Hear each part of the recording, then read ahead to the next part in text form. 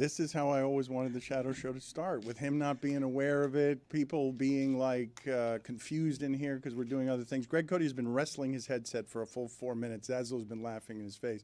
Zaslow, is Don Bailey Jr. a local South Florida sports legend? Yes. Chris Cody didn't know who he was. That was embarrassing. That's not knowing who he was is putting it incorrectly. You said Zagacki and his partner. I was like the guy that does games. Yes, I drew a blank. I knew DBJ. I forgot Don Bailey. Yes, I don't listen to a lot of broadcasts of Miami Hurricane games. I watch them on TV. I'm sorry. You don't sound sorry. You sound defensive and defiant, and I do remember you not knowing who he was. Like, you're now softening it because of your shame. This happens around here with multiple Codys. Instead of sinking into the truth and the joke, they get defensive and start fighting, and next thing you know, Jeremy, he knew all along that it was Jeremy's brother. And you're not unlike your father here. Like, you're going to develop some of the things. You did not know who Don Bailey Jr. was, and it is embarrassing. I know who Don Bailey is. You know Don Bailey Sr. more than Don Bailey Jr., No, right? Junior I know. You know about those rugs? I do. Are you kidding? I'd like to pose for one of those. Are you kidding me? Let's do that before the show is over. Hey, that's something that could I'm kidding. happen. No. In fact, we can go make Dumbest things you could have said. Why don't before the show's over, all of you help me have as the punctuation on the show today. You met Dan? Greg Cody doing show on his side on what appears to be a bearskin rug, and I always thought that Don Bailey Sr. was nude because Underwear. He's wearing underwear the color of the rug, but Very masculine looking. Yeah, and I don't think it was a bearskin. I think you might be conflating the Burt Reynolds photo. Thank you. It's not bearskin, but I'm for the audience. And Shadow Show. I can see where you think that's nude. Yeah. I did think it was nude throughout. Like, that's been up for I don't know how long. In fact, can you please look that up for me? I'm sure you My can whole life. My whole life, I feel like I have seen that. The sign for those. This is just audio only. Well, it's the YouTube audience is seeing this. I No, believe. that's a Shadow Show. No, I think they are seeing We did this for them? I think we Okay, did it broke just for them. Okay. I think we broke character for a moment to give them the Don Bailey us. Jr. And the reason I said the bearskin rug and Burt Reynolds, they can find that too, is to conjure for the audio audience the amount of sensuality that Don Bailey Sr. is trying to give Very off with his masculine. nudity here. He just passed away December 21st, 2025, I'm being told. I think not too long ago, Don 93 years old. Don Bailey Sr., I think maybe for his 90th birthday, tried to recreate that photo. And it was great. We should do it as homage to him. Before the end of the show today, I want Greg Cody giving takes from a bearskin, the equivalent of a Greg. bearskin rug. Yeah, I don't know if that's going to happen, Dan. I believe it is. Yeah, we'll see.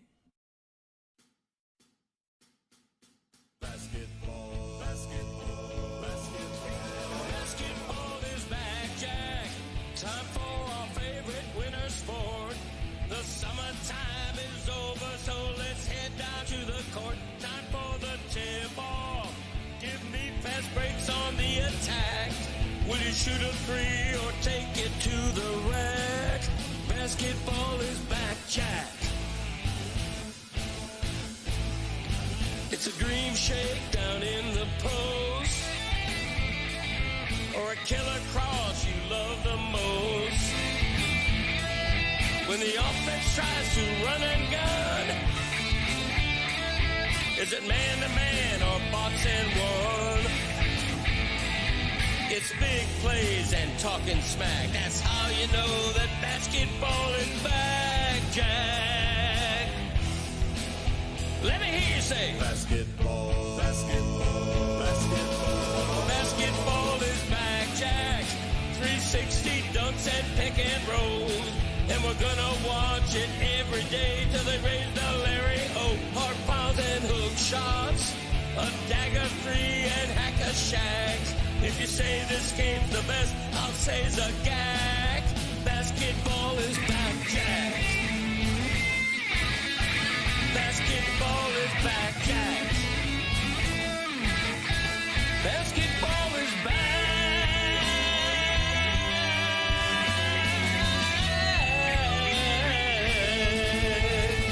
Basketball is back, Jack.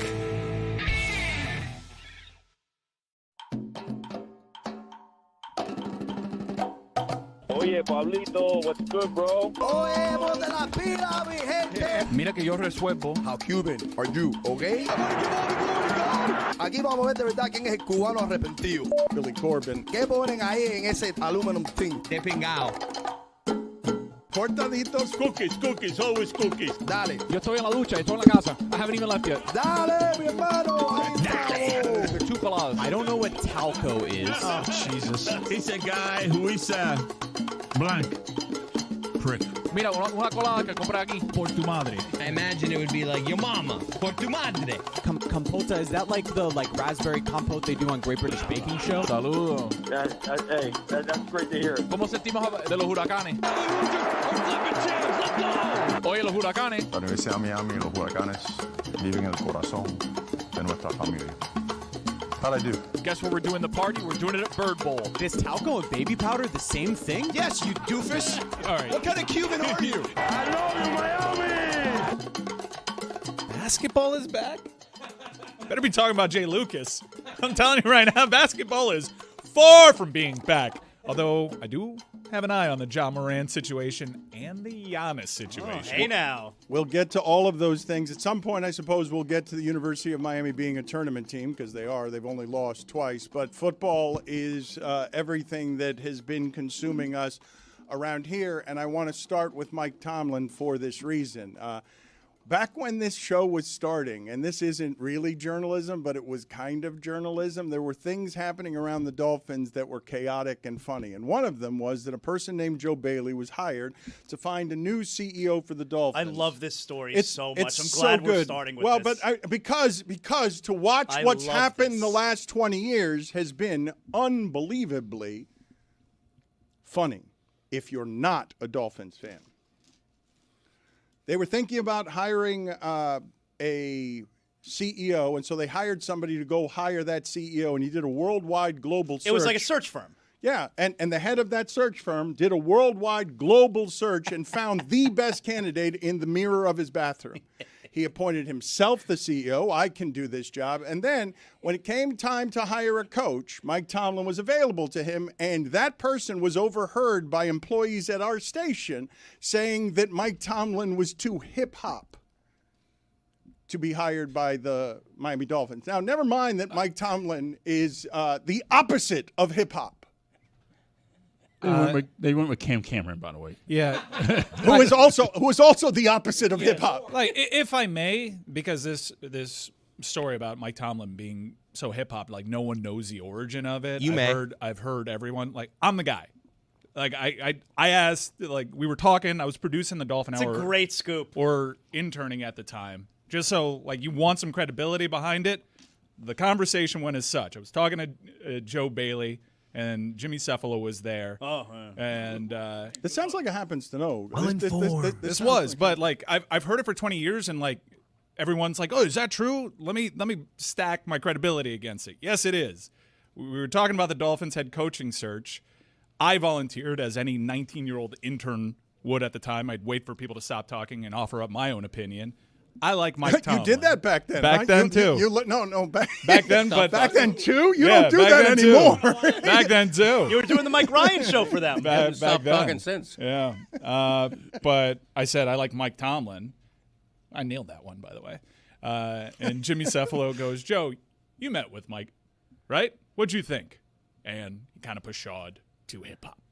So that's how that story went. It's 100% true. And this is in front of you. And Brandon Guzia. Can you imagine the balls on Joe Bailey to say something like that in front of two kids? Well, do you imagine the balls on Joe Bailey doing a worldwide global search and finding the best applicant in his bathroom mirror? Because that, to me, is the audacity of what happened there. But in the 20 years since, like, to see what's happened in the 20 years since, can Jeremy please find for me the list of Dolphin coaches, the number of Dolphin coaches that they've had since then. But the extraordinary circumstance of the following, which is, after being proclaimed to hip-hop 19 years ago as a young man, Mike Tomlin, since then, no matter his team, has had a winning season every year since. That is almost a statistical impossibility. Do you know how hard it would have been to get good odds on that?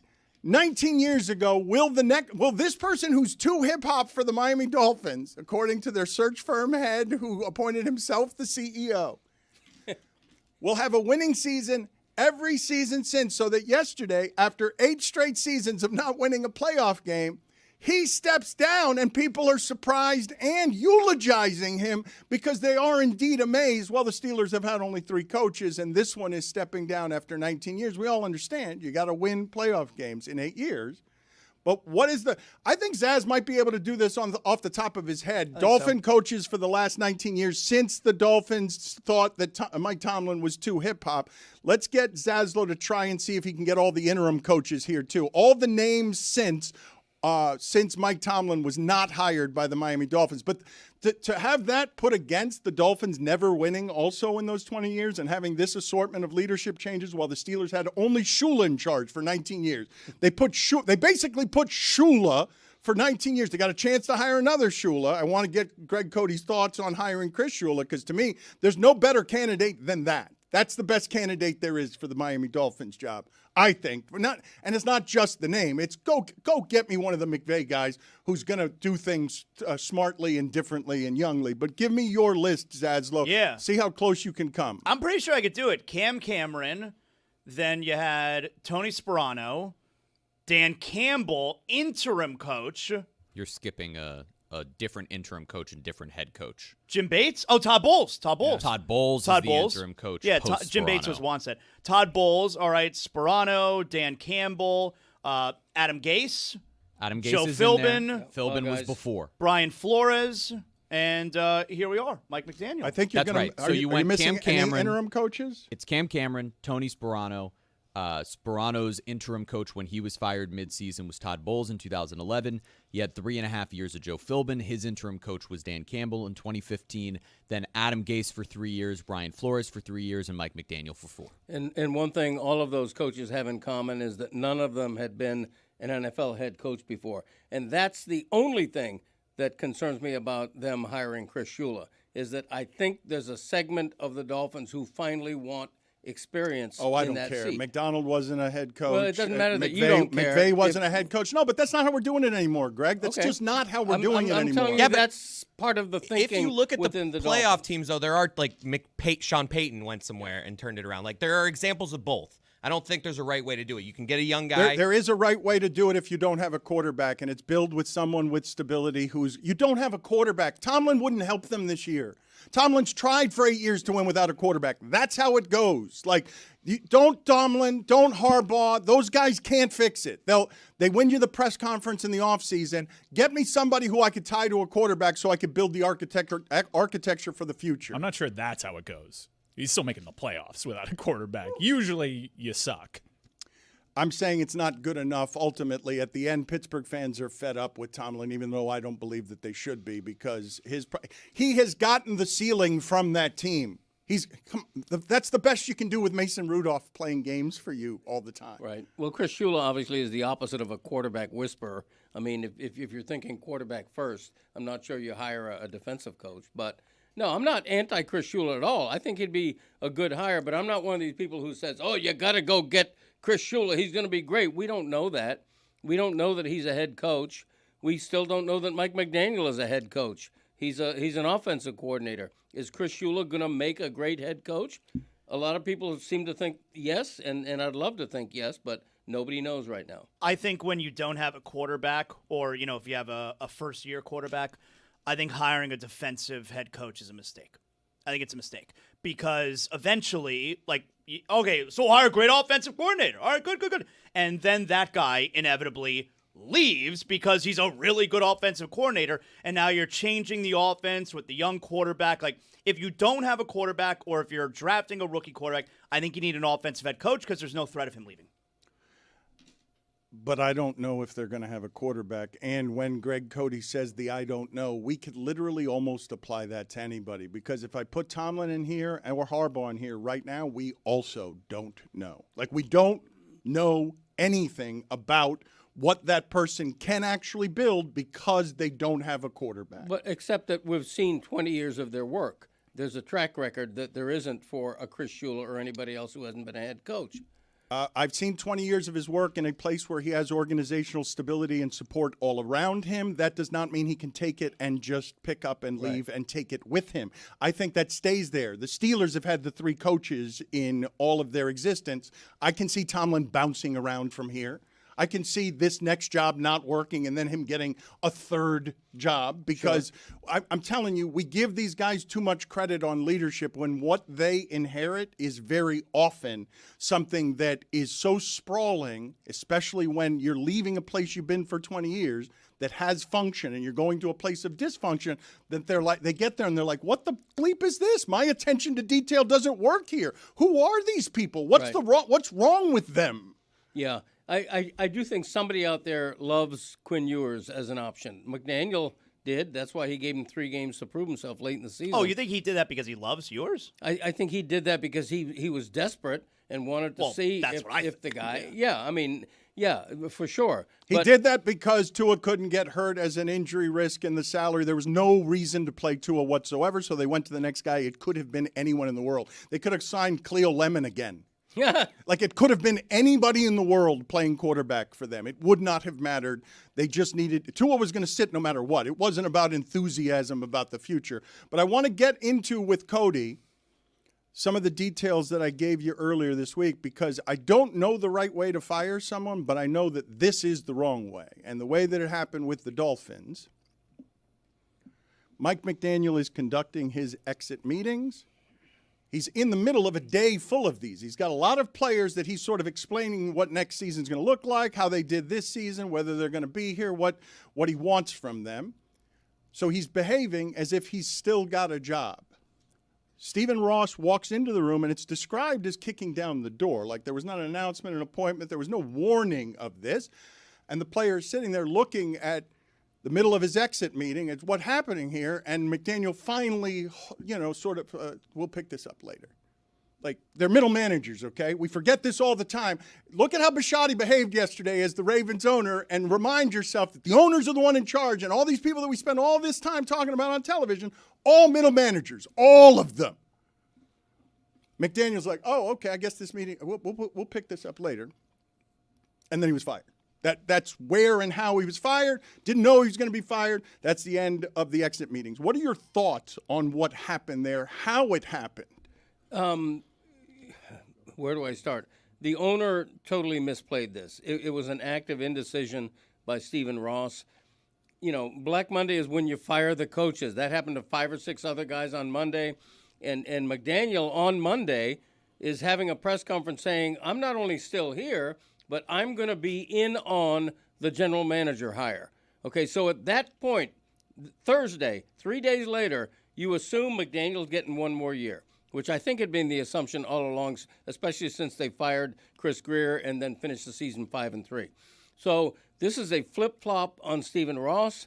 Nobody knows exactly what the change of heart was. Well, let me ask you something there. Is it a flip-flop on Stephen Ross, or had they decided within their GM interviews over those days they really like this John Eric Sullivan, and John Eric Sullivan does not believe that McDaniel's the right coach? It's possible. Yeah, that's possible. But, you know, did they have any interest in Harbaugh? If they did, then you don't want to hire a GM before you hire Harbaugh because Harbaugh wants to have his say in the GM. So that's going to all come out. To me, Harbaugh is still the king of the available coaches. I know some disagree. If I have a chance to get John Harbaugh, I'm going to hire him.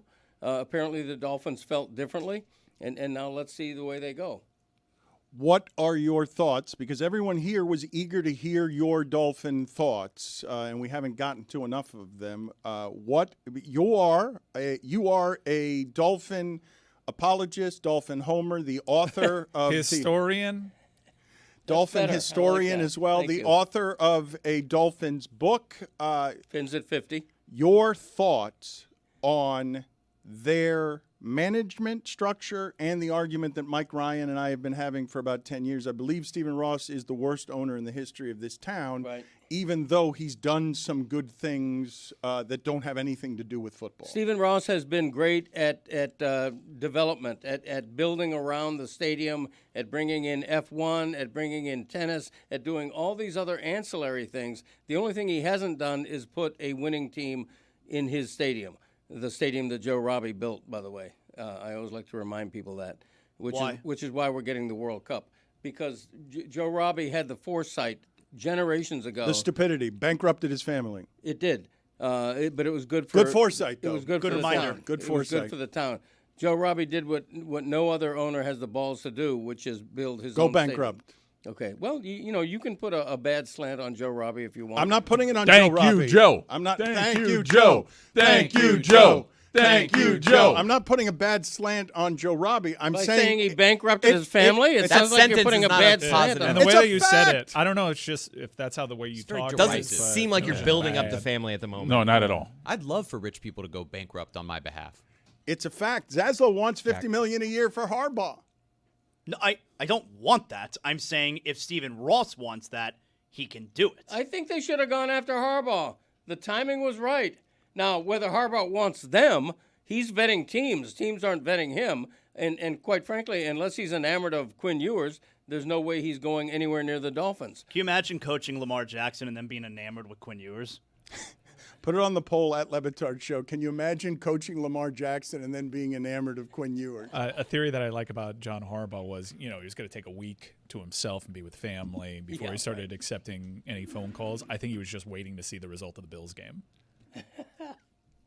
It is funny. Let's get the Bisciotti sound. This person, we hear from him, I don't know, every 10 years. He comes out in what can only be described as a mafioso suit every time. I don't know who his tailor is, but it is clearly someone who tailors gangsters. I've come around on this guy.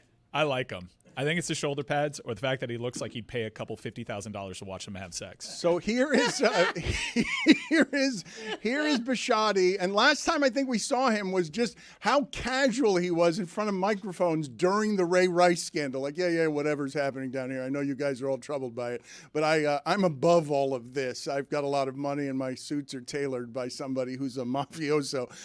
Here's Bisciotti talking about how much longer Harbaugh would have lasted. He's actually reacting to the Tomlin news and saying how much longer Harbaugh would have lasted if Loop had made a 44-yard field goal. If Tyler Loop makes that field goal, is John Harbaugh still here coaching this team? For a week. Wow, I'm back. It's very disrespectful, Harbaugh. It really is. It is. It It no, totally it's, is. I love how it just undercuts every talking head topic du jour talking point from the last week. If he makes a field goal, Tomlin's the guy that's up. Nope. I know we talk about them a lot, the coaches. We care about the coaches. These guys view those guys as meathead middle managers. Like, we're the money, we're the power. You win for me, I'll get someone else who wins for me. Here he is talking in general just about the Tomlin firing. At Pittsburgh. He did? Is it official? That's what I keep hearing. So, is he a candidate here? Oh, Mike, wouldn't that be awesome? His teeth. Only if John takes the Pittsburgh job. Funny. Wow. Wouldn't that be interesting? I don't know. That thing last week maybe disqualified him for my opening after our kicker missed a kick. Oh, he's pounding his chest like King Kong. Did Mike Tomlin do that after they won? After that win, he kind of looked at the camera and was like, I just like that he admitted he's into swapping. He does look the way that you say he looks. He looks leathery. He does. He looks like a great deal of success.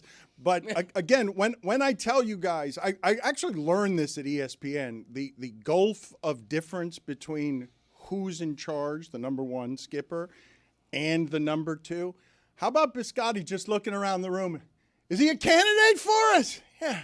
Is it biscotti or biscotti? Whatever. Did you make him an airplane cookie? I did because I'm It's a always cookie, thinking like yeah. my dad about cookies. I always go for that cookie first. It's It's a like great cookie. Cheez-It, or it's Sun Chips, or it's the salt, it's the pretzels, or those cookies. I always go with those Ooh, cookies. but if they're the garden salsa sun It's chips, always the garden salsa. I like the garden salsa. I do too, but I like the sometimes That's I- good stuff. Sometimes I have the balls enough to say, can I have the cookies and the Sun Chips? Yeah, can we put up the telestrator real quick? Because there's a still image of Biscotti, and Secret to Aging, he's looked like that for 20 years. It seems like there's a G&T in his hand. If not, there should be. You know what? Thank you for doing that because I every once in a while will be watching like just old comedy roasts, and Dean Martin was drunk across 2 decades on television doing all of his performances And smoking cigarettes during his act. Yes, and he always had a drink in his hand. I seem to recall that when he was talking about the Ray Rice stuff, Biscotti was also holding a water that he drinks smugly. It's a cigarette that I drew. I don't know. Yeah. Thank you for explaining that. All right, let's see if you have the restraint to not draw a penis. Put a little smoke thing at the end of the cigarette. Just That to could look like make something that else. clear. Spell out pee-pee. Greg, the Dolphins, when you see Harbaugh is vetting teams, they're not vetting Harbaugh, and he's not even making a phone call. Like he's doing phone interviews and Zooms with others, is not doing anything with the Dolphins. What gives you the confidence in anything that you've seen publicly or even reported by people reporting things that the Dolphins don't want in public that suggests to you that they know what they're doing here? First, Diana Rossini said yesterday on this show that the Dolphins have been in touch with Harbaugh, which I believe. I believe Diana Rossini when she says that. But that he hasn't talked to them. He doesn't Right. want to talk to them. It's being reported that it doesn't seem like there's much interest there. No, because when they hired a new GM, they eliminated themselves from Harbaugh. Do I trust anything the Dolphins do at this point? No, I don't. I agreed with them firing, and they can say he stepped down, whatever. They fired Chris Greer at midseason. I totally agreed with that. For 15 years, he had failed at his job. McDaniel, you could have made an argument he had earned one more season. Let's see who replaces McDaniel. No evidence that they know what they're doing. You have not. Right. Have you seen a fact, a reported detail, anything that suggests to you, okay, they know what they're doing? Okay, the GM hire has a track record with Green Bay.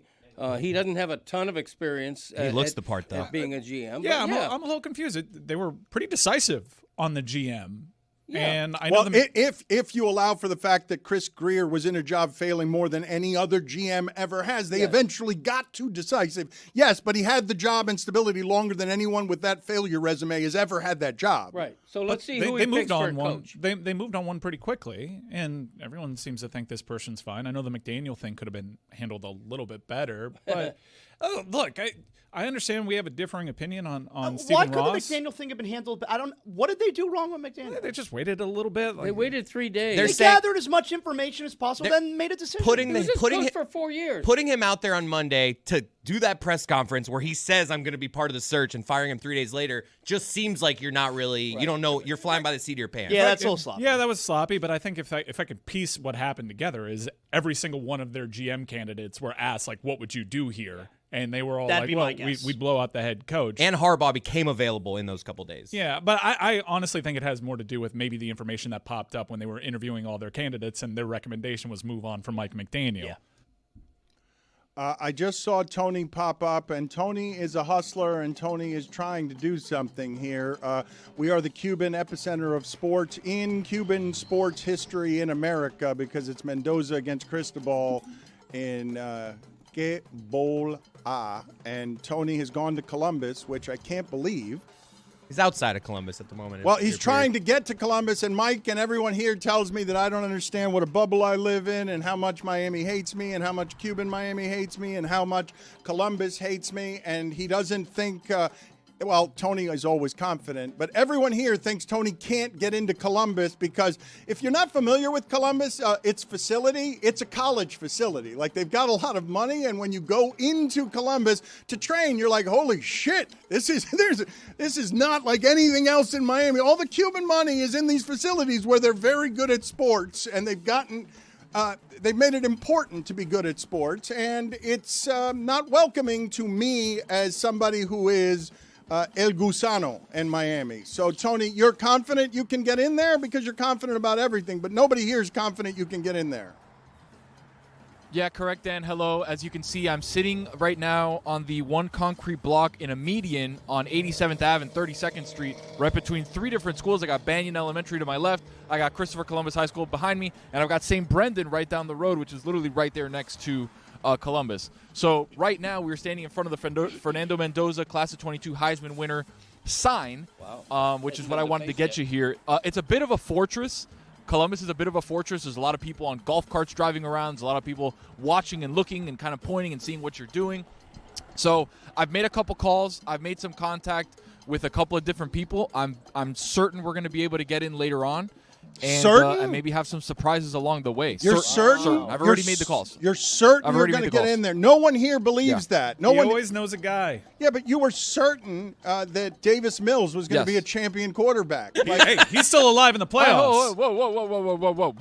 Whoa. First off, did not say champion quarterback. Said there's something there. Yeah, and by the good. way, he kept them afloat. By the way, did you know the Texans won like 8 or 9 straight games or 10 straight games? Yeah. Who was in there? Davis Mills. Thank you. Yeah. I don't think this is the way to get in there, but I really would like to sort of write the word Cristobal on the top of the F in Fernando, just to Stop stirring shit, dude. Just to we're moving mountains here to make this happen for you. Oh, you want me to start burning? Stop sounding so put out by it. Like it's worked for us for 21 years. Sorry. No, it hasn't. We haven't moved the mountains. No, you don't get everything We got the you most want. Cuban game ever played in our town, and the mountains haven't been successfully moved. It's working out for me, even though the head coach won't come on our show. Maybe a couple of hills. It is working out for us spectacularly. Are you not seeing I how love the cars just going by. it is? behind Tony. It's good. It's good. It's good Sean, audio. stand over here. I'm literally standing on the median. Like this is where I'm dangerous. Next to a light pole. Like I'm actually on the median right now. Let's see what we have here. All right. Speeding fines doubled, by the way. I'm keeping an eye out here.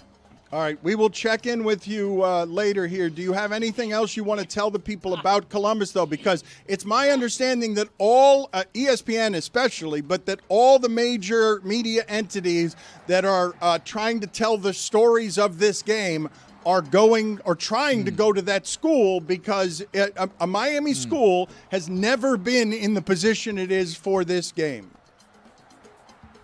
Yeah, so I've already had word from my contacts here at Columbus saying that CNN is going to be here today. So I'm trying to finagle, trying to Cuban Miami my way into. Oh yeah, we're with CNN. We're here DLS. We go right first, here in then the middle. CNN. All right, So- tell them that.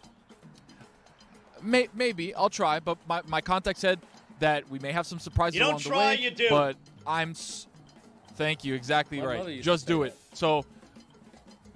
Really interesting. So there's a fortress here. We're trying to break in. We're trying to get in. I've already made contact. Don't try, do. They told me it's certain. Que ya es cierto. Que Greg, 100%. Jesus Christ, Greg, like What just happened there? Greg, you're doing a show He's on with a roll us. today. You're on air doing a show with us. You're not just talking to Tony or your son. Me Or, cago tu madre, Greg. Gracias, tío. Tony, thank you. We'll check in with you later in the show. I won't remind anyone that you said Will Levis was going to be Dan Marino. See you later.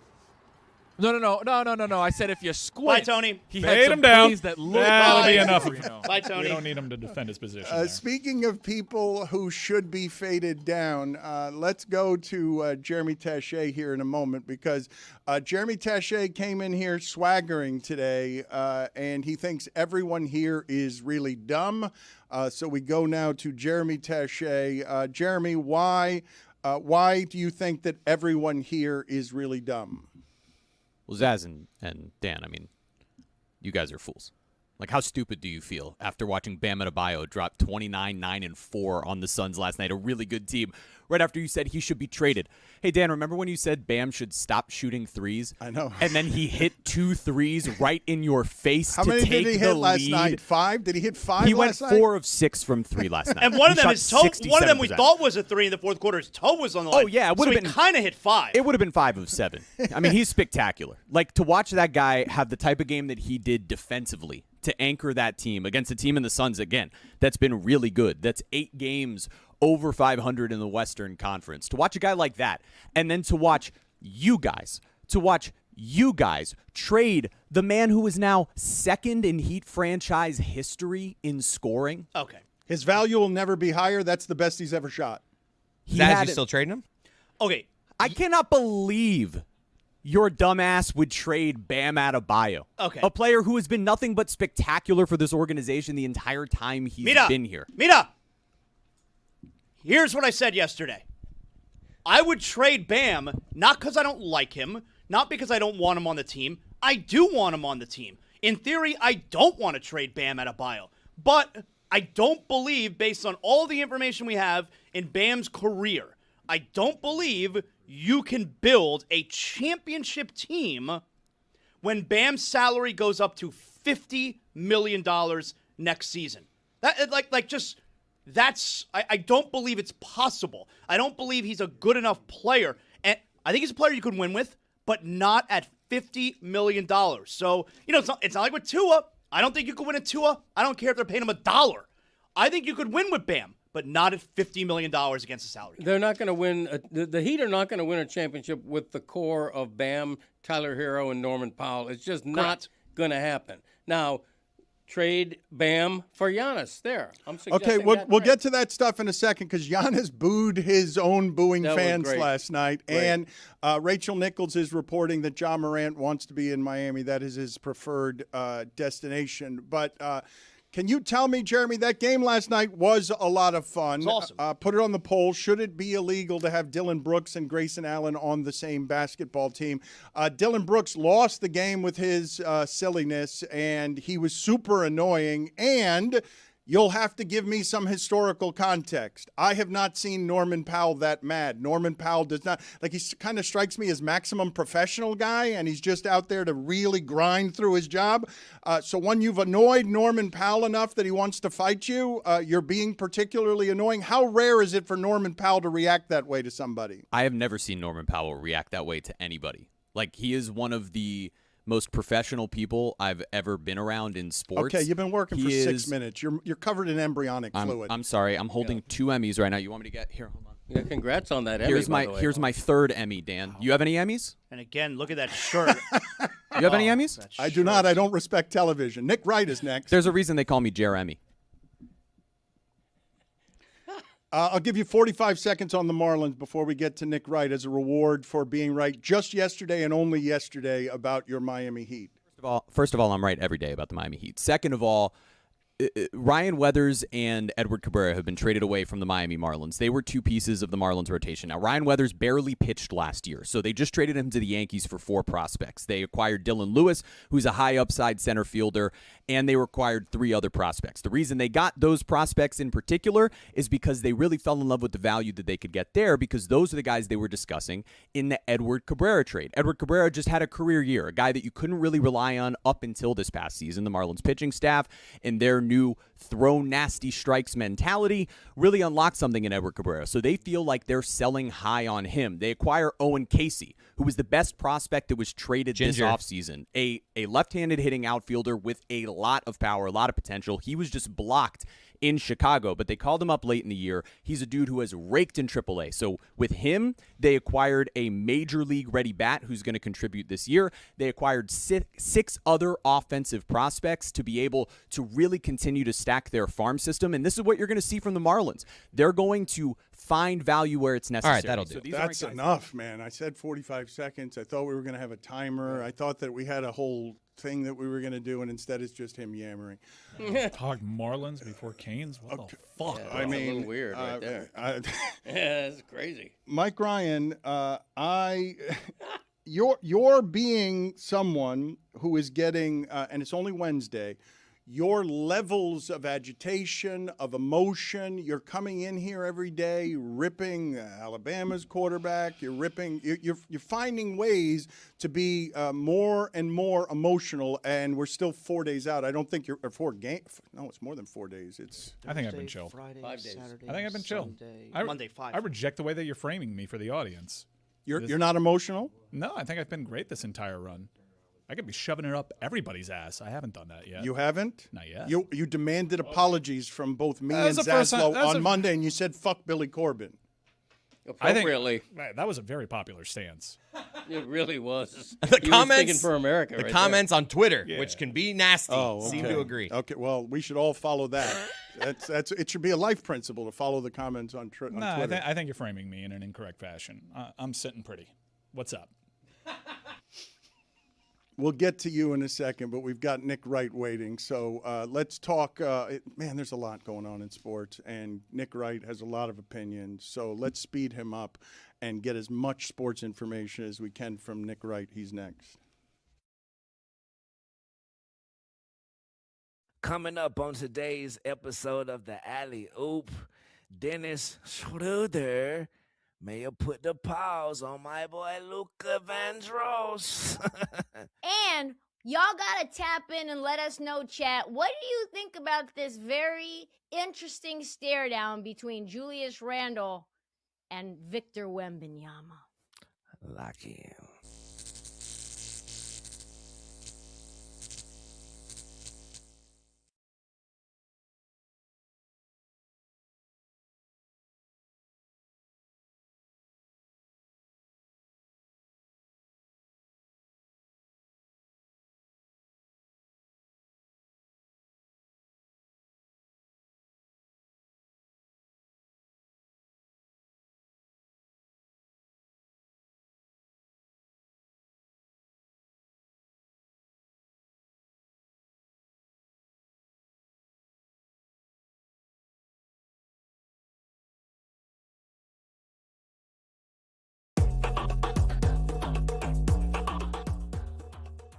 Michael and I had a relationship where he basically did all the talking.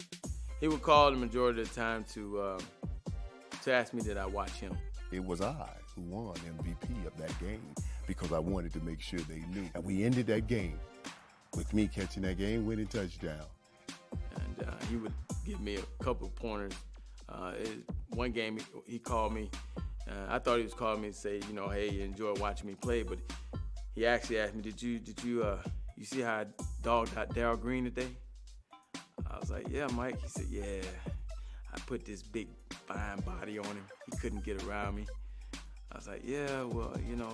That Florida State game, when I caught that football and ran down the sideline and thinking to myself, this is the play that just won us a title. And in Oklahoma.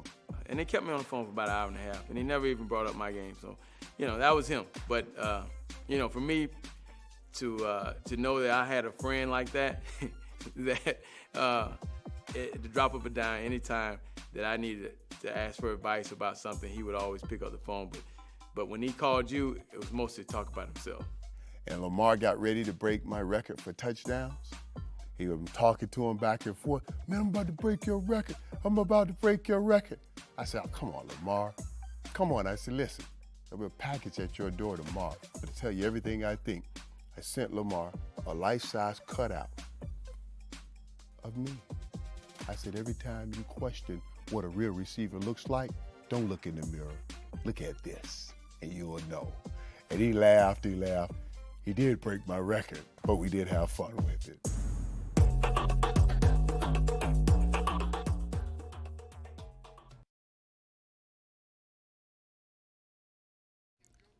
Grateful for Nick Wright's time. He's very busy. He's got a very popular television show. And what is he smiling about? Because what do you? You're just always, the intros are always so kind, and then I leave the interview, you know, usually mad at you, and so it's just a nice emotional roller coaster. But thank you for having me on, Dan. Happy New Year. I just got some chocolates from you guys and a hammer. I literally just got it this morning. It was a New Year's present. It's January 14th, but I appreciate it all the same. Thank you. Let's speed him up. I want to get as much sports stuff from him because it's going crazy out there, and he's the best going right now at Sports Opinion. Let's begin with the legacy of Aaron Rodgers. He has Tom Brady has won a playoff game more recently than Aaron Rodgers. Yeah, listen, I think that when you are one of the four most talented players in the history of your position, and you end up, around, I don't know, the 9th or 10th best player in the history of your position, it is a compliment to say you underachieved. And I think you saw during his final, what is likely his final game in the NFL, some of the stuff that made him not that guy in the biggest spots, where he was making it clear to the entire world mistakes were made, but they were not my mistakes, wearing his disgust on his face. And also, DK Metcalf drops a pass, so he ices him out of the game plan for a couple of hours. It's odd to be one of the 10 greatest players in the history of your sport at your position and still have underachieved, but I think that's what he did. Is that quick enough? Good. Yes, Bang, bang, it's a good you start. Want follow-ups? It's a good start. No, I don't want. I want you to give me what you got, and I don't think I'm going to have very many follow-ups. But we want to bang through this as fast as we can here and give as much nutrients as we possibly can. So Mike Tomlin's career postseason record is 8-11, a .421 winning percentage. It's 23 out of 25 coaches with at least 15 playoff games. Since 2011, he's 3-10 in the playoffs, and he's lost to Tebow and Blake Bortles. Tomlin, give me what you got. I would analogize it to if a bunch of people left your show and then you had a big coaching tree and then they all failed, and then it was people were like, "Sad, Le Batard, what's he doing?" When in reality it's a compliment. It's they only got that platform because of the high tide raising boats. I think Mike Tomlin got, and I don't, can you buy Emmys on eBay now? I think they got to the playoffs with less than playoff caliber teams because of Tomlin's inherent excellence at getting the most, juice from the squeeze. And then once the playoffs begun and you played actual good teams, they got clocked repeatedly. With that said, he's not blameless, because I do think over the last half decade, the priority shifted from winning Super Bowl 7 to guaranteeing you had the best chance to not be below 500. In 2019, at the tail end of Big Ben, he got hurt 3 games into the year. They're 0-3, and they trade a first-round pick for who? Miami's Minkah Fitzpatrick. That year, not only was Burrow and Herbert at the top of the draft, but Jordan... We've lost your audio, Nick. We've lost your audio. Would never there. happen to me. I blame Jeremy. That couldn't be me. That has to be on your guys' end. Okay, we like accountability. Do you guys have me? around You're here. back we do now. We now. got We you just back. lost Okay. the last couple of sentences of what you said. Very quickly, sorry, don't count this against my time. 2019, they trade away their first-round pick to add Minkah Fitzpatrick, even though Big Ben's out for the year, because they want to find a way to get to 8 wins. They do. They don't have a first-round pick when Burrow, Herbert at the top of the draft, Jordan Love at the tail end of round 1, a team that had a quarterback but looked ahead, Jalen Hurts at the beginning of round 2, a team that had just signed Carson Wentz, and then even this past year, when you sign a 41-year-old quarterback, you know that's not a long-term plan. Fine, so be it. But in the first round, and I'm not a huge Jackson Dart or Tyler Shutt guy, but they don't draft a quarterback there. Instead, they draft a D lineman. It felt like near the end, they were prioritizing high floor rather than high ceiling, and I think that got in his way. But I think he is a great, great head coach, and I also think he's likely going to be a colleague of mine at Fox. So welcome to the team, Mike. You used the phrase "toward the end," and I've gathered from your commentary, although I haven't heard you say it plainly, that you think Lamar Jackson is toward the end. That whatever it is that is going on with Lamar Jackson, we've seen his best play, and it's no longer prime Lamar Jackson that we're ever going to see again. Do I have you? Am I misrepresenting you? You're not misrepresenting me. I don't. Toward the end is maybe further than I would go, but. Do I think Lamar Jackson's likely to ever reach the peaks he has already reached? No. Do I think that a Lamar Jackson, I know he has these gaudy passing numbers, and the numbers are the numbers, but do I believe, having watched the NFL, that some of Lamar Jackson's efficiency and excellence passing the ball is a byproduct of teams being so afraid, correctly, what he can do running the ball. And therefore, if moving forward, he's more like he was this year than in previous years, where he's simply not a real threat as a runner, he's going to see more complex, more difficult passing game looks, and that could hurt his productivity. You also add to the fact that he has missed at least a quarter of the season 3 of the last 5 years. You also add to the fact that he wants understandable, a top of market, brand new, fully guaranteed $60+ million a year deal.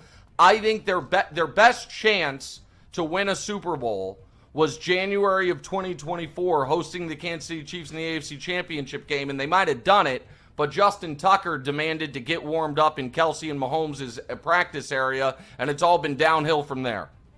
Hey, Nick, this is a bit off subject, but I'm wondering how hard you're working behind the scenes to finagle an invitation to Travis and Taylor's wedding. Not working behind the scenes on that at all. I would imagine our mutual friend, Adam Lefko, will be invited. I've always tried to be very clear about this. I am friendly with Travis. I love Travis as a football player, and I also think he's the greatest tight end ever. But Travis and I do not have the extent of our personal relationship is in the past we had an annual meeting in mid-February in Kansas City at a parade that was always held, and then we'd go get drunk afterwards. That's the extent of it. So I don't think I'm in the wedding party circle. Now, if Patrick were getting married, I think maybe I'd get invitation. But Patrick has been married for a long time, has a beautiful family, wonderful wife and children. Put it on the poll, please. Best tight end ever, Kelsey or Gronk, at Le Batard Show. Explain to me what's going on with OKC and the Spurs. Well, I think that it would have been a 5-alarm fire for OKC had they lost last night. They didn't, and Shea stabilized, and I think that is a unique matchup for OKC because OKC has a lot of inherent advantages over most of the excellent teams in the league, but one of them is because of their youth and their depth, they can just send wave after wave of excellent defender at you that's going to wear you down, and by midway through the third quarter, most teams are like, next game's probably going to be easier. Because of the Wemby-Chet rivalry that Wemby has created out of thin air, there can only be one super tall, skinny guy. They play with an edge, and they have the youth and the depth to where they are not going to wear down. I need to see Wemby play, 50 games-ish in a row to where I have confidence that they are a real contender. But that is the first tough matchup that OKC has. But I just remind everyone, 5 of the last 6 champions, midway through or early on in the year they were defending their title, everyone thought that team's obviously repeating. And not only did none repeat, none got back to the finals, none got back to the conference finals, and the only one that's even been back to a conference finals, forget the year after, at any point post-championship run is, of course, the championship we don't count LeBron James's in the 2020 Los Angeles Lakers. We'll get to LeBron in a second, but what do you have for Nick Wright, Zaz? The Packers win or the Bears lose? Okay, sorry, I didn't understand. Great question, Zaz. You had 6 words, you stumbled over 2 of them, but I translated it. The Packers lost. Caleb's sensational and special, but that is an unfathomable loss for the Packers, and it's on a long list of really tough ones. I thought that was the most improbable playoff loss ever given the time and situation. Obviously, the Patriots being down 28-3 in a Super Bowl is a bigger thing. But just to have Golden score his first touchdown of the season that way, to go up 11, to have the Bears in 4th and 9 late in that game, I really did think it was almost impossible to lose that game. So I've never seen a game lost like that. So to go back a few years when everyone's golden boy, look at the arm talent. Justin Herbert had his first of what ended up being a trilogy of truly awful playoff games. And by the way, this is one where the first was the worst, meaning it was the least much of a meltdown for Herbert. All he did was blow a 27-0 lead and make 0 plays. Who knew the sequel, he'd throw more picks in a game than he did in his whole season. And in the trilogy one, he would simply just be like, I'm not throwing the ball, and score 3 points. But I'm remiss. In part of that comeback, the Jags had 4 second-half possessions, scored 4 touchdowns. The Jags had to be perfect every possession. The Bears were down 21-3, threw a pick, had a possession where they gained 2 yards and allowed a touchdown and still came back. And the Packers never turned it over. The Packers had the ball 8 times after going up 21-3, never turned it over, and lost. I've never seen a comeback like that, and I don't think this is year over year sustainable. But as far as for the rest of this postseason, there is something to the fact that trailing by double digits with 5 minutes left this season, every team but the Bears has 3 wins and 159 losses. And the Bears, trailing by double digits with 5 minutes or left, have 3 wins and 3 losses. For everyone else in the sport, it's a 2% chance of victory. For the Bears, it's a 50-50 shot. They're the only team that can trail by 10 entering the fourth quarter this weekend and feel okay about it. Who you got in the natty? You guys.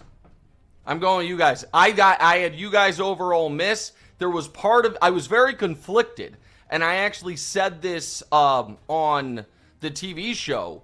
I have personal relationships to Miami, most notably this show, but really Mike Ryan specifically, because I know he lives and dies with it. Le Batard, I think, used to care about the Canes, and then he was like, I'm a Big J journalist. I can't care about anything. And then he's like, wait, all the money is in doing Miami Heat rants, so maybe I should lean back into the fact that my football team's good. Did I get the timeline right? I'm not sure. Yeah, you got it. Regardless, so I was rooting, and a couple of the producers on our TV show are Miami grads, including the world's greatest social media producer, Gianna Sanchez, who really lives and dies with it.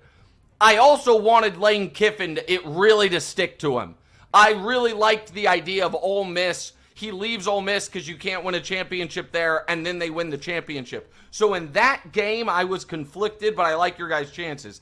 In this game, I'm not conflicted at all. I like Kurt Cignetti and his amazing coaching job and his squad of super senior 27-year-olds. However, I like when the U is rolling. I like when Michael Irvin accidentally reveals he has washboard 8-pack abs. I like Ibis. I've never done cocaine, but I imagine I'd like that.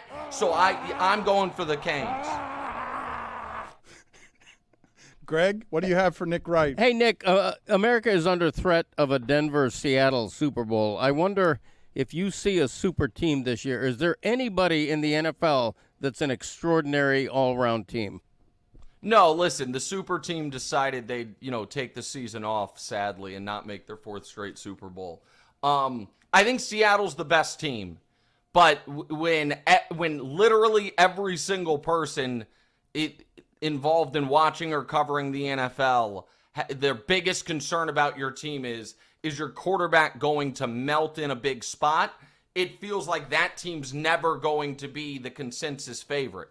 Denver, I give Denver credit. They won 14 games. I don't fully believe in them. I think Buffalo has the superhero. The Rams are the best team, but have had some odd, end of games losses, and that Panther game, they weren't actually all that impressive. But no, much like 2007, I've told this before, but I'll do it very quickly. 2007, Tom Brady takes the field trying to become the greatest single-season team ever. The 07 Patriots go for his 4th Super Bowl. They don't win that game. He tears his ACL in 2008. 2024-25, the exact same scenario for Patrick Mahomes. The 2008 postseason was a weird one. We got the 9-win Arizona Cardinals playing a Steelers team that nobody thought was really exceptional. I wonder if 2025 is going to be similar in its weirdness. With that said, my Super Bowl pick is not a weird one. It's Rams-Bills. It's the 2 best quarterbacks in the tournament. Wow, you have Josh Allen going on the road and doing that. Yeah. That's a lot of faith in... He's the best player in the tournament. Agree. And can I say something about that? You didn't even ask me. I want to say something. Nor do you to all care the- whether I say yes or no. You can say something about that. I'll You're power going to through. say it. Yeah, go ahead. This is not a shot at others as much as it is a compliment to myself.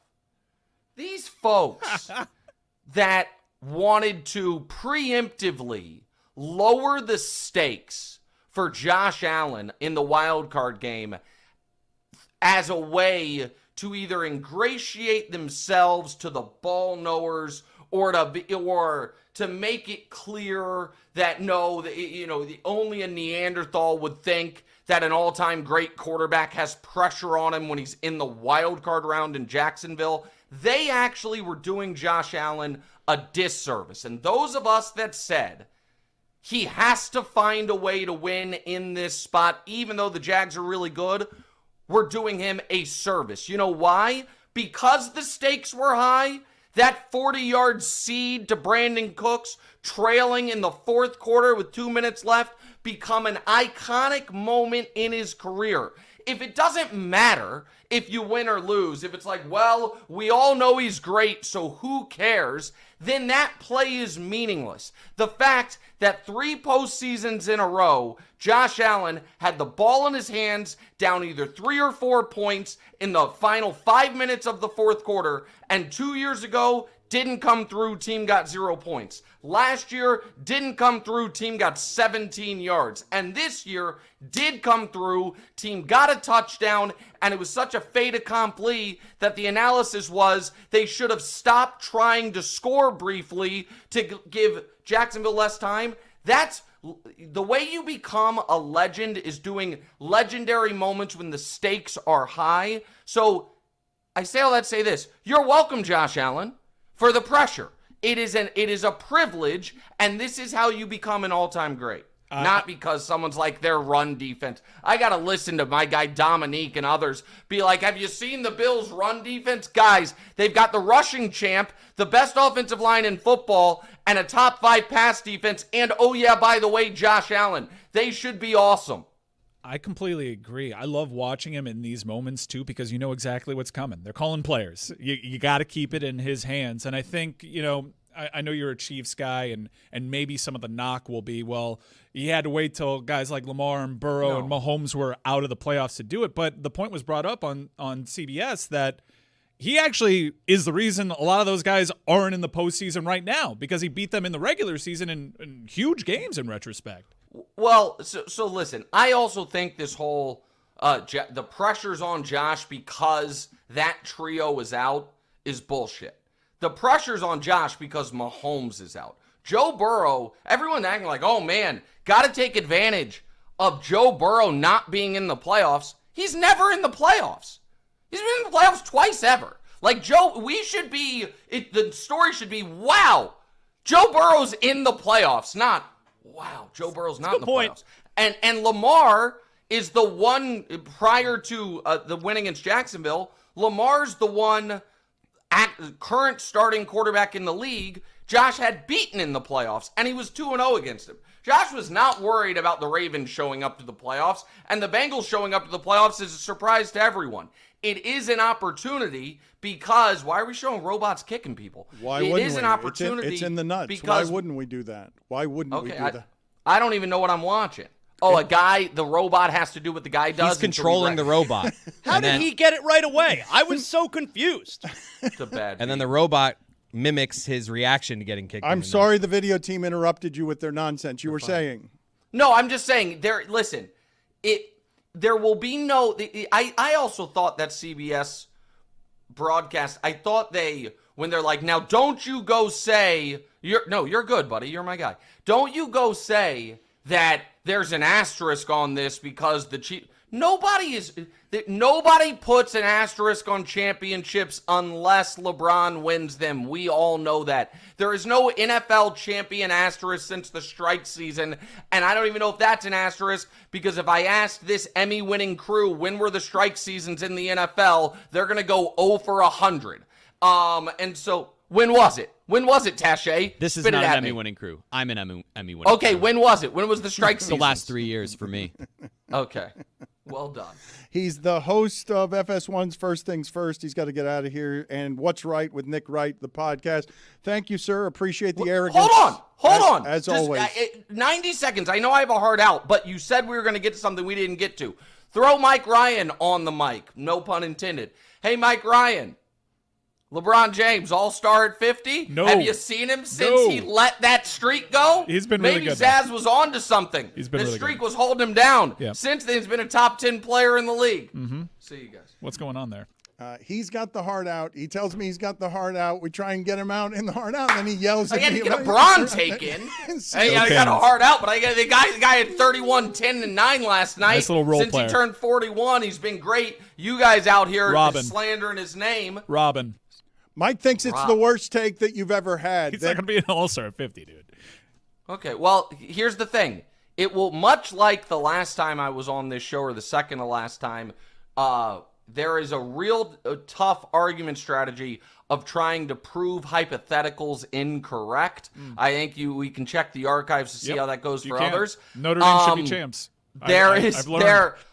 If LeBron is an all-star every game of his career, I guess we'll never know if he'd be an all-star. We have to wrap. 5, 4, see you guys. All right, see you later.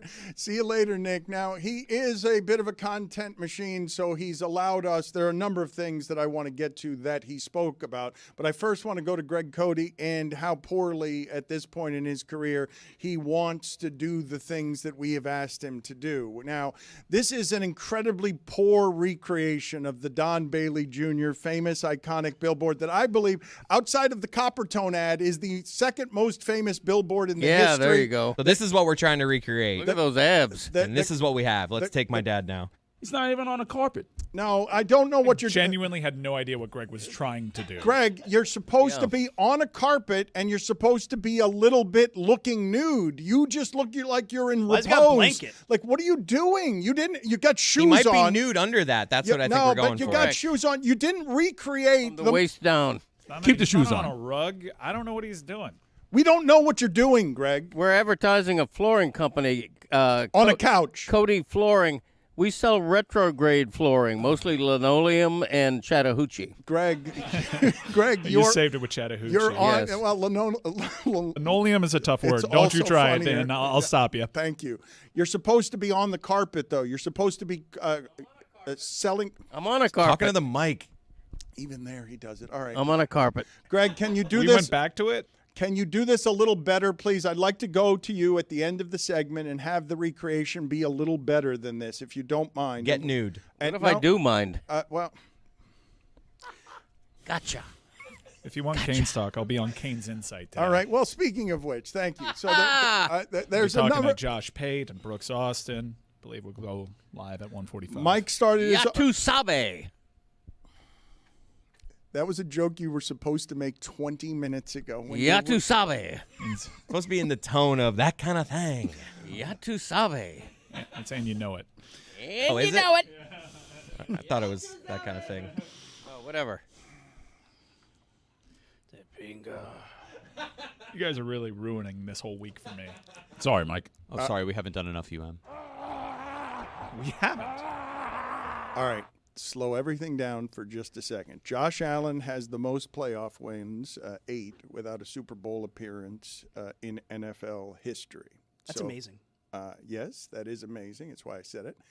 I would also please execute for me by the end of this segment. I'd like to go to the visual of Greg doing that a little bit better than he just He doesn't did want it. to. I got it, and I don't care. How about you do it, Le Batard? Not a bad idea, actually. Might actually You know be. what? Not a bad idea. Let's start the next segment. You know what? I'll allow you to boss me around here, okay? Thank you. And I will show you. You love a costume. No, it's not a costume. I'm going to be nude. And that you would think that would be embarrassing to me, and it will be. But I will do it in the name of leadership to show Greg Cody how it is to help the show, because the show should come first, not Greg Cody. He doesn't understand that. He thinks Greg Cody should always come first. Damn right. So Mike posted this on Threads, okay? Mike Ryan is going to do I hope Mike Ryan is doing hours and hours of Canes exclusive content on his platform with D-Money and an assortment of others. Tell people, Mike, where it is that if they want more Canes stuff, if there's not enough Canes stuff here, you have said here on the show this week, and it's early, you've said bleep Billy Corbin. You've said that this show is not viewed as pro-Miami. You've said you're not emotional. This is what you posted on Threads. I didn't think anybody would see it because it was on Threads. That's immediate defensiveness right there from Mike because This was like about 4 TSLs deep. All right, so this is the quote that Mike Ryan, who says he's not emotional, this is what he put on Threads. Didn't think anyone would see it on the public platform of Threads. It's Threads. Quote, "You haven't been tested. Our minds, bodies, and spirits have been in hell since Halloween. You're walking into an asylum. The same folks picking you have been pouring dirt on our grave for 2.5 months. We're still standing. We're forged in fire and been fighting for our lives longer than you've mattered. See you in a week. Spot the goddamn ball." All right, I stand by it. Wasn't as drunk sounding as I feared. You're threatening Indiana. That's right. You're telling them spot the ball. Spot the ball, please. Inspirational. Spot the ball, please. I think it's being discounted how Miami's had to fight for its life, has had to fight to prove that they deserve to be in this tournament. And they've been living on that edge and playing with that edge for damn near half a football season. I think it matters. And you want to play against an Alabama team that didn't really belong being there, that lost FSU, and a lame duck Oregon coaching staff that internally is probably pretty mad at the coaches that are leaving because that game plan was shit. Let's go to Miami Gardens and spot the goddamn ball. So in the name of game analysis, and there are a couple of other things that I want to get to here, this is a bit of an oversimplification, but not exactly, okay? I actually think the hardest games Miami had, and this seems asinine given that they were a 9.5-point favorite against Ohio State, but because of playing style and circumstance and playing on the road, I actually think that Texas A&M and Ole Miss were more difficult games in terms of style matchups than Ohio State because Ohio State was going to try and out-physical Miami, and I don't believe Miami can be out-physical. Now, Miami did play its best game of the season against Ohio State. It's what was required, and it's what they summoned. The game they played against Ole Miss after that was a letdown game. They played really, really poorly against Ole Miss. But the only way they lose against Indiana is with turnovers. If they play the game they play against Ohio State, they will drag Indiana. If they play, now it was their best game of the season, but it's what I'm measuring them against. I'm expecting their best game. And admittedly, that's a dangerous thing to expect when Mario Cristobal is your coach reputationally. Reputationally, expecting Mario Cristobal's team to play the best game in the biggest moment that doesn't have any of the undisciplined sloppiness in it. What are you talking No, about? you know that's the reputationally, Mike. Reputation. What? Yeah, but you're the ones making the reputation. I'm not Reputationally, making the Miami reputation, always Mike. gets up for the big games. Always. Mike, Cristobal. Mario Cristobal teams always get up for the big games. What are you talking about? Mike. What is the big game? Mike. No. Dan. No. Reputationally, don't talk to me about something that's made up. What are the big games that Mario... I am mad now. What are the big... You're name mad them. now. Name them. Mike. What are the big games that a Mario Cristobal team has not shown up for? I am waiting. Okay, now... I am waiting. Okay, all right, Mike. I am waiting. Quit being an asshole. I am for waiting. 5 No. seconds. Quit being... Are you calling me an asshole because I'm calling you out on your bullshit? Answer the question and spot the goddamn ball. Name a game. Name a big game that a Mario Cristobal team has not murdering shown the up show for. with their bare hands and a No. dismemberment kit You in don't cold just blood. make it louder. This is bullshit. You can just lie on the microphone. He's had 2 months of big games, and the team has shown up. And you're talking to me about a reputation? Guess who's making the reputation up? Dan Le Batard. Tell me the big game that a Mario Cristobal coach team has not shown up for since he's been at Miami. I double dog dare you. Leave. Out of there. Leave because I'm not going to be interrupted again, so just leave. Childish. It is a good Disgrace. rhetorical trick Aren't that you he's supposed doing. to be naked? Because you already showed your ass. It's a good rhetorical trick, right? Because it's like until this year, they didn't earn their way into any big games. So, just by the standards of this show that has evidently made Mario Cristobal's reputation, Jonathan Zaslow proclaimed before a game this season that the Hurricanes were back, the expectations were back, that everything was fixed, and there would only be disappointment if they did not go undefeated. They lost their next big game against Louisville. It was the next game that they lost after Zaslow said this. Syracuse and Georgia Tech at the end of last season were big games for the conference championship. Right, that's what I would point at. And so they haven't played in that many big games. They beat Ohio State in the big game that they played. Notre Dame to start the season. And Notre Dame and Texas A&M recently. He has helped erase some of the reputation that he had that I did not give him. I was not the one who gave him that reputation. That's not me doing that. That's me being anti-Miami, according to him, who posts on Threads this morning expecting no one to see it. Spot the goddamn ball. Bleep Billy Corbin. What did he say about the minds, bodies, and spirits? Yeah, well, I'll read it again because he says he's not emotional. I mean, the reputation comes from before he got to Miami. He didn't get that reputation at Miami. And then Georgia Tech. He hasn't actually played in that many big games. But he had before. Man, Trista was here before the playoffs started and simply shrugging her shoulders and saying, Cristobal always loses here. This is not something he's going to win. One of the worst takes in the last few weeks. So, quote from Threads this morning, you haven't been tested. He's speaking directly to Indiana.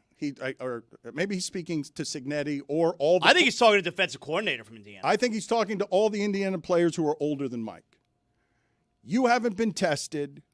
Our minds and bodies and spirits have been in hell since Halloween. You're walking into an asylum. The same folks picking you have been pouring dirt on our grave for 2.5 months. We're still standing. We're forged in fire and have been fighting for our lives longer than you've mattered. See you in a week. Spot the goddamn You get ball. Ray Lewis to read that, and I get goosebumps. Like, I'm not going to, I know maybe coming from Mike's Threads, that doesn't mean anything. That he didn't want seen by anybody. But man, that's a good idea. Hell since Halloween. Who can we There's get to something read there. that? Well, Edrin James would have been good. Oh. Let's just invite Canes here and see who will read it. Just hurry up and invite some. Hurry up and get me any Cane right now to read that, and we'll see if we can do it better than Mike. We'll see how long it'll take us to get a Cane. It's like the lineup in Usual Suspects where they have to read what the witness said. Like they all try it. We see who sounds the best. And just going back for a second, Dan, just some clarification that I'm looking for so that I can make sure our HR people know. We have watched one of our employees get changed, and you are telling an employee to get naked, but if he doesn't get naked, you're going to get naked in Yeah, front of I'll everyone? lead the way on this. I'll have to lead the way. Just wanted to make sure. Greg, you can come on in here because you didn't do what we asked you to out there, so you can come right back in here if you want. Now you're even less useful old ankles. visually than you were before. Do you have anything for us here? What did you think about this exchange between me and Mike Ryan? I tended to agree with Mike, if I'm being perfectly honest. I think Mario gets a bad continuing rap based on the end of the Georgia Tech game 2 years ago. I don't know what we're focusing on. All that matters is that the Canes have played must-win games for about the last couple of months and won all of them. And I think the then controversial CFP decision to put Miami in over Notre Dame has absolutely been justified with neon flashing. I don't think it's in dispute that Cristobal gets a bad rap, but that is the reputation. It might be a bad rap, but that is the reputation. You're the ones making it up. Like, he historically, unless it's Kyle Whittingham, and sure, I heard someone make Syracuse a big game. That I guess that tracks. Georgia Tech wasn't. It was just a loss. But he went to Columbus with Oregon in big-time matchups against marquee opponents. When people say that team has more talent than you, Miami teams show up. Even if they fall short, Miami teams show up. They don't get played off. The last time this team lost a game by more than 7 points was 2023. What has he done to earn this reputation? Because I'm looking at the pro column of the wins and the games that his team show up in.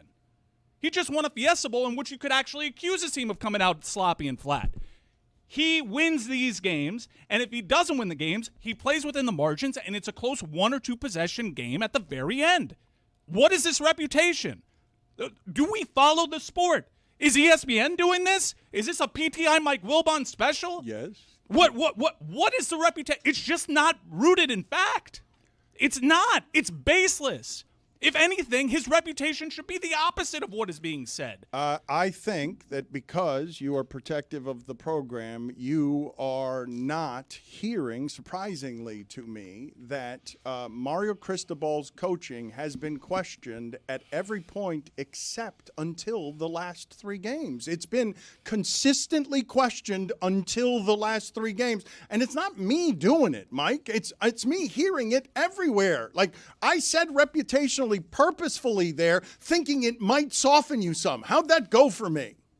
Look, it used to be that you had to go undefeated to make it to the college football playoff, like in the ACC. And so when each of the last few years, you and everyone else around the program have been saying, look at this Miami team, they're more talented than everybody around them. Look at the recruiting, look at the recruiting, look at the recruiting. So did we! When you then don't go undefeated and you lose games to teams like Syracuse, when you had an opportunity to potentially make the playoff or even your own conference championship game, that is something that could be considered not showing up for big games. They've won the last several in a row against great teams. Right, and like if you want to say Mario Cristobal will occasionally lose the dumb one, I agree. If you want to still poke holes in his game day management, sure. But the reputation of a Mario Cristobal coach team at Miami not showing up for a big game against a marquee opponent, that is not just, wait, let me give you some other evidence. It is flatly, objectively false, and his reputation should be this team always shows up for the big ones. You would say that's why I took such offense, because it's not just not the truth. It is the exact opposite of what is the truth. It is ignorant to say that. What's funny about what you're saying there, and they did win the last one, but good Lord, if they'd lost the last one, like if it's a pass interference at the end and they lose, he'd have that reputation right now. Right now, if they'd lost that one. Yeah.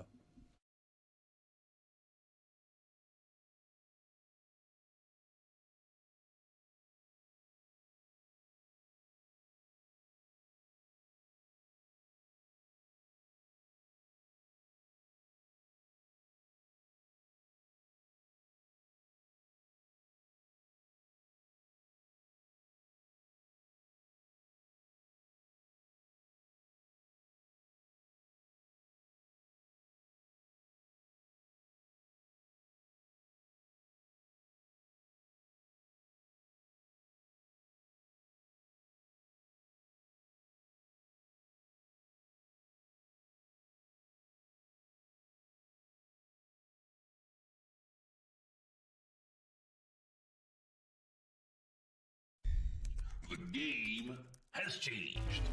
Weed is legal now with Stugotz and Greg Cody. I'll tell a story if it makes you feel better. Yeah. When I first took the first edible I ever took was in New York, and at the time I was breaking the law. Okay, so now you can feel good about telling your story. And the guy told me, "Hey, just eat half of this." Mm. And so I ate half, and I waited, and I waited, and I waited, and I didn't feel anything. And he begged me just to eat half. And he did say on the front end it might take a while. But I was impatient. Right. Because when you smoke marijuana, you get instant gratification. And waiting an hour or two for something to kick in was not something I was familiar with. Right. So I ate another half, which became a full cookie. And 60 minutes later, I don't remember anything. I woke up the next morning on the floor in my wife's uncle's apartment because Abby had to throw me into a cab with her, and she took me home. And I was curled up in the fetal position, and I don't remember a thing after the second half of that cookie. Wow. This was last Wednesday.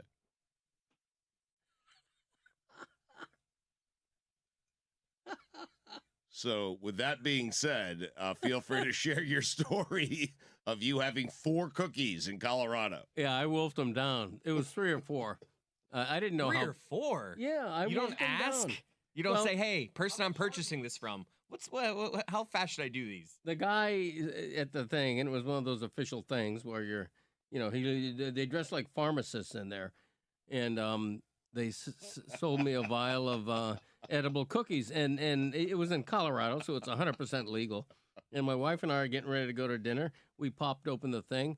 She had a nibble of one, and I ate, I think, probably 2 or 3, and it hit me by the time we got to that restaurant. I just love how terrified you are of this conversation. You keep throwing in there like it's perfectly legal what I did. To be fair to Greg, this has not exactly been, the most up and up thing to talk about for 60 years of his life. Right, exactly. This is a fairly recent phenomenon. We just go, oh yeah, everything's fine now. No, and I don't, we did that because we were vacationing in Colorado, and I wanted to Stop giving qualifiers.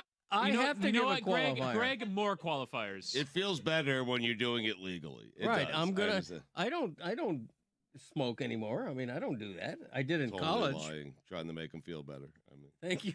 Thanks for that. getting away with it was much more fun. I mean, seriously. I had my day doing that. So We used to get dime bags at a place in Hillside, Queens. It was called the Tie Door. Oh, was it fantastic? You never saw the guy. You just saw his hand.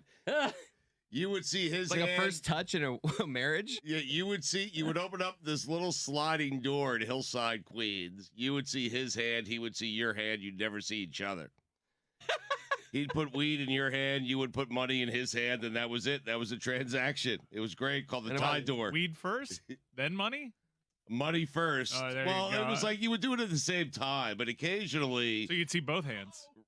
Yes, correct. Once every 6 months, you'd hear stories of like some guy sticking his hand and then getting arrested on the spot. The cuffs right on the wrist. That's all you see, the wrist, and then. I always wondered, is today going to be the day? Because I went every day. And it wasn't far from my house. But is today the day that it's going to be a cop on the other side of that door? I did.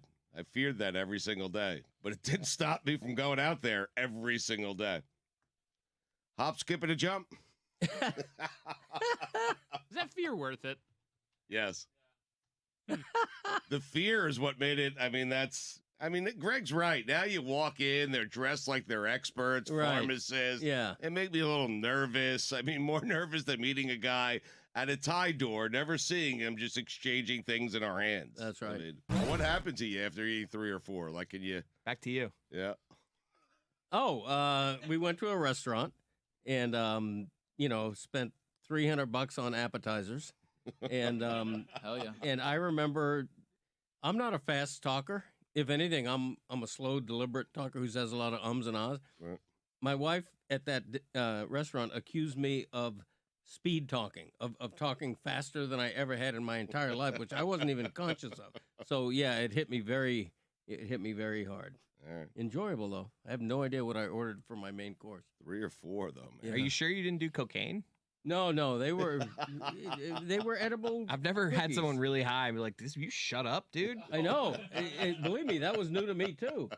Because normally you're talking like a 1970s, rock DJ. Or is it possible that life had slowed down so much for your wife that by It seemed like you were you were Right. talking normally, but to her you were talking at an incredibly fast rate of Could be. speed? That's possible. That's a possibility. Oh, That's a my good point. God. Did the waiter walk up and you're like, "I ate edibles," because you're just like terrified? No. Believe me, It's legal here. I'm on vacation. Believe me, I'm sure he sensed it. Working in that state and seeing somebody in that state, I'm sure he sensed something. How much was the bill that night? Oh gosh, I think we ordered a nice bottle of wine, which always jacks it up. So I think it was like a $400 bill. You were hammered. Yeah. Oh yeah. 4 cookies and a Yeah. bottle of wine. Oh my gosh. Probably like Jesus 7 Christ. Miller Lights. Right. Exactly. And that was at the restaurant. But seriously, no, it was a nice time. I love.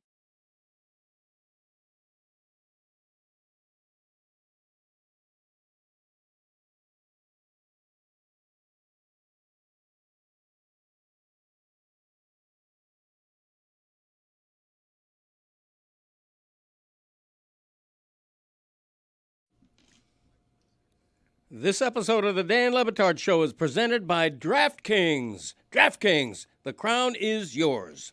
The show is moving a little too fast. The week is moving a little too fast, building up the entire week until next Monday. It is a company holiday. It is a holiday around the country. but we're working 2 shows that day because we're going to be doing a live stream of the national championship game. My friends feel bad for me, the friends who are going to the game, the friends who understand that I can't go to the game. Mike Ryan is, I'm assuming, going to the game. The tickets are really hard to get. They're crazy, crazy expensive. I have never been solicited this way by people that I haven't heard from in 20 years because of what this game is. We haven't gotten to the Giannis stuff yet. Giannis was booing his own fans. That seems like something that Miami Heat fans would be interested in. I will be, before the end of the show, nude recreating the Don Bailey Sr. carpet pose at some point. I'm telling you guys. Thank you, Zaslow. Maybe for the Columbus hit? Thank you for the support. We are getting into Columbus. Are we getting into Columbus? Tony You're is, confident? like he said earlier, Tony is telling us for hour 2 he's going to be somewhere. I don't know where that will end up, but we're hoping to go to Tony in hour 2. He was locked in, but then the last segment happened.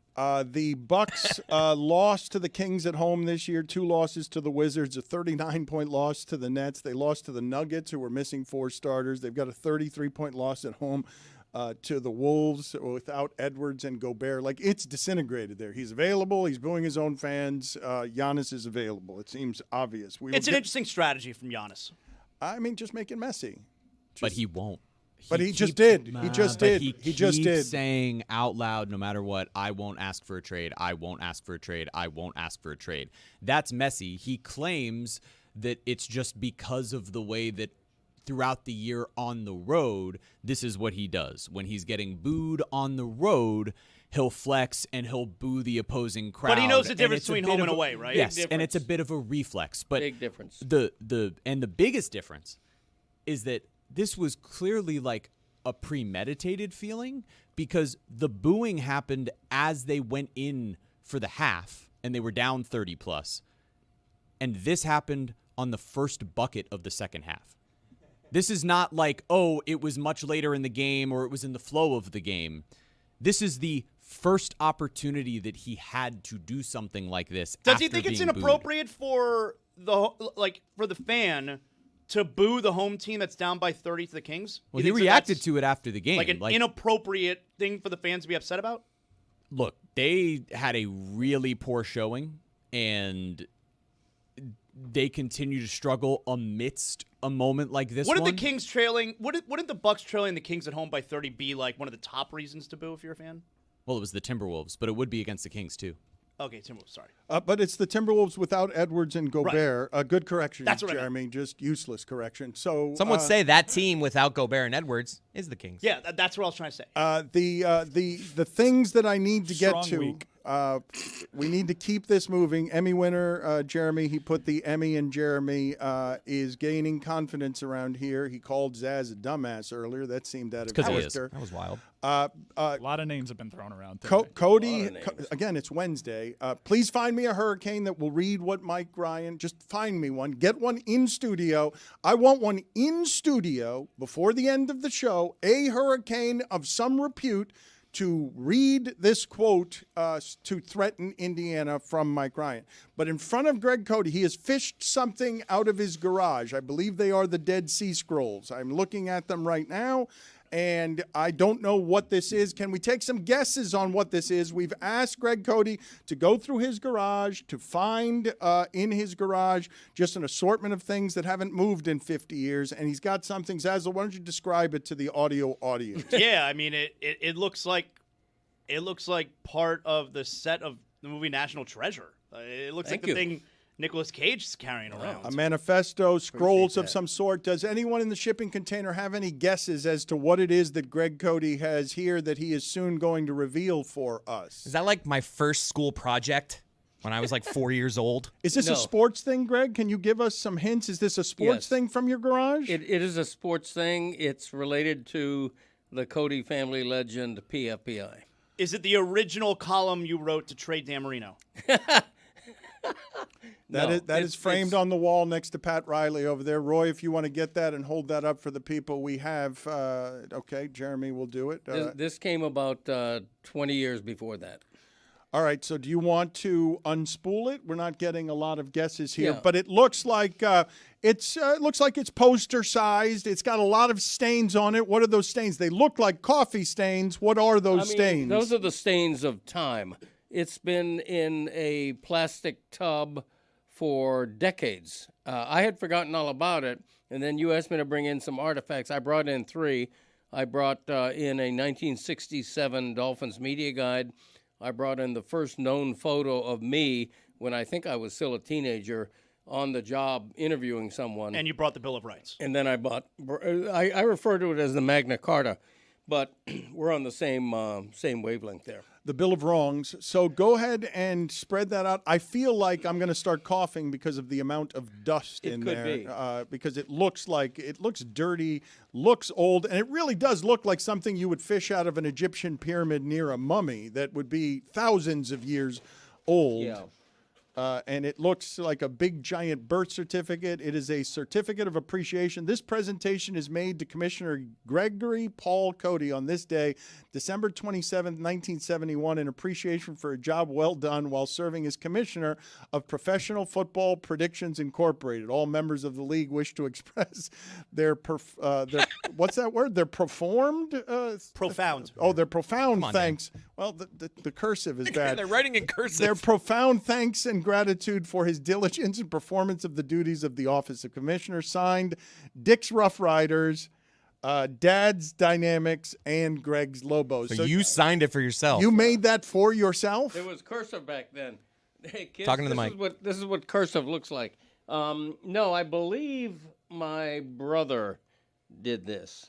I did not make this. I cannot for believe myself. Uncle Dick would do that. Well, we'll ask It him. seems like something you would write for No, yourself. I didn't. And then You have the think I'm gonna family sign honor it. myself with an appreciation of. You do it once a year. There's a time during the PFBI Gala where you go, now let's hear it for the commissioner, Greg Cody. Well, I also floated the idea of a PFBI Hall of Fame, and that never got off the ground.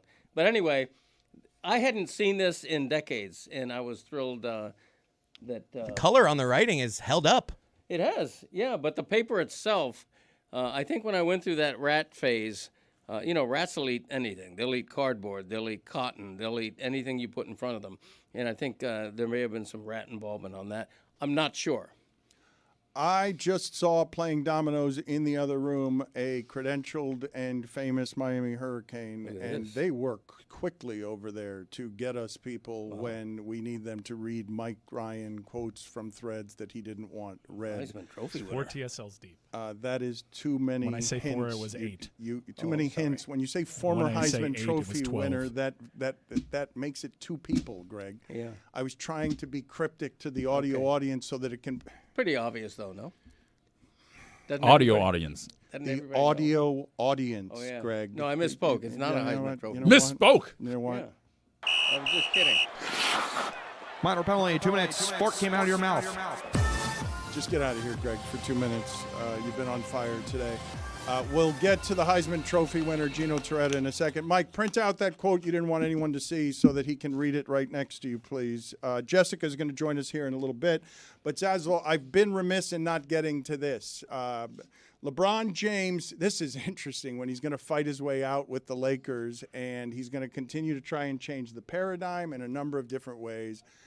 Rich Paul is doing a podcast and has been doing a podcast here for a little while. And if you thought Max Kellerman was going to come back into this game quietly, he is not. So this is all very purposeful. Max Kellerman getting back in at the top of the media game is doing, he could have chosen anything. Max Kellerman really could have chosen anything.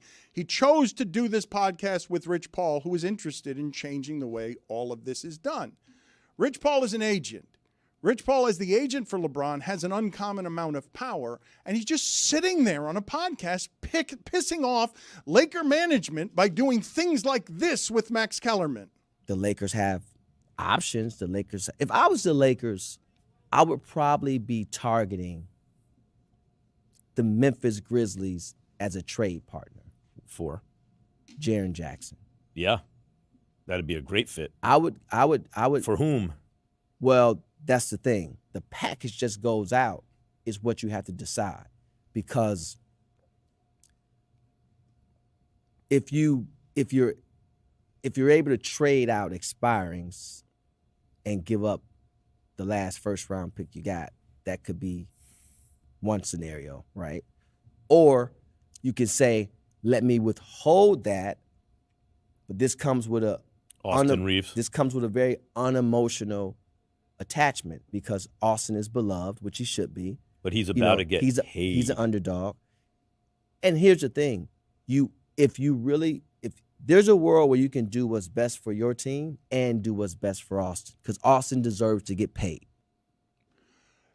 That is fairly uncommon, what we just witnessed there. And LeBron is flexing through his agent, but LeBron is distancing himself from all of that by saying, oh, no, Rich Paul's his own man, his own man, his own man. Fascinating to me, all of it, because if the Lakers think they're bigger than LeBron James, and I understand why they would, the last 15 years have emboldened LeBron James to do things the way that he wants, and he's got out here a mouthpiece for him who is his own man, but is developing his own media persona and is going out on what an interesting choice for Rich Paul to be able to do this with anybody and for Max Kellerman to be able to do this with anybody, and they chose to do it with each other. And for Rich Paul to do it, when we're in the peak of NBA trade season. We're a month away from the trade deadline. And so LeBron got asked about it last night, and LeBron's trying to distance himself from it. And like you said, Rich is his own man. I think I hope people know that, and if they're not sensible to that, then I don't know what to tell them. I think it lacks a little bit of self-awareness there, where LeBron seems he doesn't understand why anyone would try and connect the dots there, that the most powerful agent in the game, who's the most powerful agent in the game because he represents LeBron James, is trading players to and from LeBron's current team, and people are thinking, wow, I wonder if that's passive-aggressive LeBron, who's kind of putting the words in Rich Paul's mouth there. So there's a little bit of a lack of self-awareness there, but I also don't understand, that's a move from Rich Paul, where he's getting up there and trading someone else's clients. And by the way, well, Max Kellerman's the one who inserted the name by name Austin Reeves there. That's not something that's not what Rich said, but then he followed him down the path. And Austin Reeves' agent confronted Rich Paul last night at the game. They apparently had a conversation courtside for a few minutes. I mean, you don't want another agent, the biggest agent, trading your client. It's kind of inappropriate. I want to get back to this, but we have royalty in the house, and at the risk of making things awkward, as I always do, Mike, would you like to hold Gino Toretta right now? Because I really do feel like that didn't take long. Danny got mad at me because I said Warren Moon when I saw his jersey. Said, nice he goes, Warren Moon that's jersey. Cam Ward. I'm like, I just showed my age. It's Warren Moon, and that's an Oilers jersey, right? It does look like old Oilers. Yeah. I've seen Gino once in the last, I don't know how many years. It's been a long time, but it was in an airport, and it was basically just the both of us going, Cam Ward, huh? LAX. Cam Ward's pretty good, huh? At the position. He didn't win a Heisman, but you did, Gino. You did. Where is that Heisman right now? It is on the bookcase at home. Weird. You don't bring your trophies with you to work. That's strange. No. What a highly conventional place for it. They're a little heavy. This one's a little heavy and large. Do we want to give Gino the telestrator? Well, I want to give him the telestrator, and I want to give him the Mike Ryan speech to make. And is he willing to do this? I haven't prepped him for any of this, and I haven't seen him for a while, so I don't know how playful he wants to be with this. The only time I get invites on this show is when Dan wasn't in, and Stugotz would invite me. Yeah. Whoa! I don't know who that is, Gino. I don't know why, Mike. We got ties. Yeah. Well, I appreciate you. You're a Heisman Trophy winner and a legend. You don't have to do what Dan's going to ask you to do right now. All right. I just learned how to play dominoes. First time's a charm. Let me preface this by saying this was about 12 tequila soda limes deep. This is a tweet from Mike Ryan, the guy wearing. It wasn't a tweet. It was a thread, because he was hiding from the nation. So we need this to be more intimidating than the way Mike Ryan did it, where he's basically threatening Indiana, but it's a mild threat, and we don't think that coming from him it's as strong as it would be coming from a voice, sound, face of college football and the Hurricanes. And I don't think it's too dangerous for you to say. So, Chris, can you give Gino Toretta some music here of some sort? And I'm just reading this? Yeah, but you've got to go summon with your passion. I'm going voice. All right. He's a broadcasting legend too, so Gino knows how to find. But also the soul of Hurricane Fire. Yeah, Ray Lewis is what we want. Indiana's coming into town. They're playing a big game, Gino, in Miami. Miami doesn't lose the big games. Miami Gardens, Dan. In Miami. Do you know how to summon the soul of hurricane fire, as Dan put it? Sure. Would you like to threaten? All right, we got some music. Yeah. We ready? Yeah. You haven't been tested. Our minds, bodies, and spirits have been in hell since Halloween. You're walking into an asylum. The same folks picking you have been pouring dirt on our grave for 2.5 months or 20-some years. We're still standing. We're forged in fire, been fighting for our lives longer than you've mattered. See you in a week. Spot the goddamn ball. That's what I'm talking about. I'm ready. Let's go. What I said, Dan? Talking about. Carries a lot more weight when it's a Heisman Trophy winner saying it. Now do it with Mike holding you. Gino, how hard is it to get into that stadium and be around that game? You have some power, but I imagine you're getting inundated with people who think you could get them tickets. Yes. Calls from people I haven't seen or heard from in 35 years. That takes some balls to be that person. Did you have any people do the thing where a week early they just do the That's a good move. Hey, check it in. How you been? Just move. setting up for the week No. later where they're No. like, "Hey, we Oh, caught no. up last week." Oh, no, I got it after the Fiesta Bowl. I think my first text was, let's see, I woke up in Phoenix, and it was probably 5-something in the morning, and I got a text. And it was like, hey, do you know how we get tickets? And I'm like, no. How is Stugotz doing? What percentage of people, like if 1 to 100%, are you going to be able to actually get tickets, and how many are going to be disappointed? 0. I'm in the same boat. So basically, the alumni, we could put in a request for 2 tickets, and we have to use one of them. And they, I don't know how they're going to decide. We did that yesterday. Thursday, they're gonna tell us. I've been asked by Sirius to do some pregame, so I'm going to get a credential. But my wife wants to go to the game, so I'm not saying no to Gino. How do they decide which players? Gino, you got to be at the very top of the list. I don't know. I mean, Sap's like, hey, I need a parking pass. I'm like, dude, they're $1,000 online. I don't know. I mean, the bad thing is I'm on the Orange Bowl committee, and normally I get to buy my same tickets that I have for the Orange Bowl for the championship game, but this year my 14 seats are corporate. So, Mike Ryan, how many parking passes have you gotten? How many tickets have you gotten? 12. See, but he's probably like a big booster and a donor and all that stuff. I didn't win a Heisman, but if I wear a 26 jersey, I think there's some guys on the sidelines. I don't know how they get down there the last few games. So, as someone who really knows college football, still modern college football as well, can you separate your emotion from your analysis on this game? Like, what do you believe is going to happen? But answer my first question first. Can you separate your emotion from your analysis? yes. I would say this. Emotionally, I'm rooting for Mendoza because he's a stud. He's a local kid. Met him in New York at the Heisman, and great story. And I can remember doing a game, Cal and USC, and they lost 50-49. And I remember Dan looking at my boards going, who the hell is this kid from Miami, and why isn't he at Miami? Because he was accurate as hell with the ball throwing, and he's gotten better from there. So I think, individually, I guess all of us kind of root for guys individually. Obviously, Miami, they have the talent, skill up front. They have mass on the offensive line. Little different than, when we were in school, it was all speed and using the skill guys on the outside. I think there are some guys on Miami's team that remind me of guys I played with. I think Fletcher's a guy just give me the damn ball. I'm not going to let us lose. I think Malachi's the same way. He's just been dynamic and unbelievable. Bain. I think as far as when you look at the matchup, Indiana may not have the superstar power, I guess, that we have outside of Mendoza, but they play arguably the best team football of anybody in college football.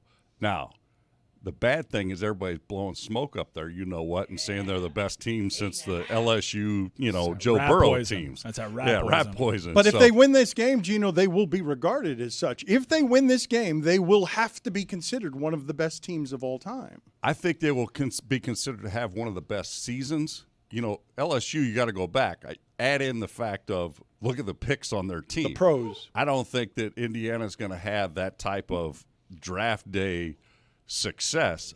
I would say if they won, Mendoza will have had the best, by far, playoff bowl performance of anybody in the history of college football. I think that what he's done, he's gotten better every week. It's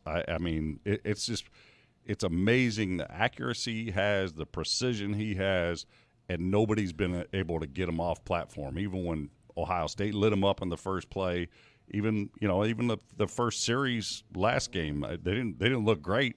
He makes adjustments, and he's been pretty impressive. Well, I agree. They certainly don't have the talent and the NFL draft talent that LSU team did. I think people do this thing where they see the 8 blue chippers, the 5 and 4 stars, and they say, wow, this team is really maximizing on their talent. They're plenty talented. I think when it's all said and done, they probably have 4 first-rounders on that offense when you have Mendoza, the center, Surratt, and I know that Charlie Becker is not eligible for the draft, but he's looking like a player. I think he's PFF's highest-rated wide receiver since Week 11. He's really come on. So they got a lot of talent on the offensive side of the ball.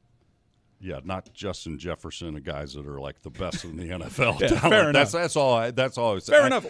What's impressive when you watch their defense, they are sound in their assignments. Like, they don't miss gaps. They don't let somebody cut back and just gash them. Everyone's had a 50-pound advantage on their defensive line. Like, everyone has that advantage. I mean, they lost arguably their best rusher. Yeah.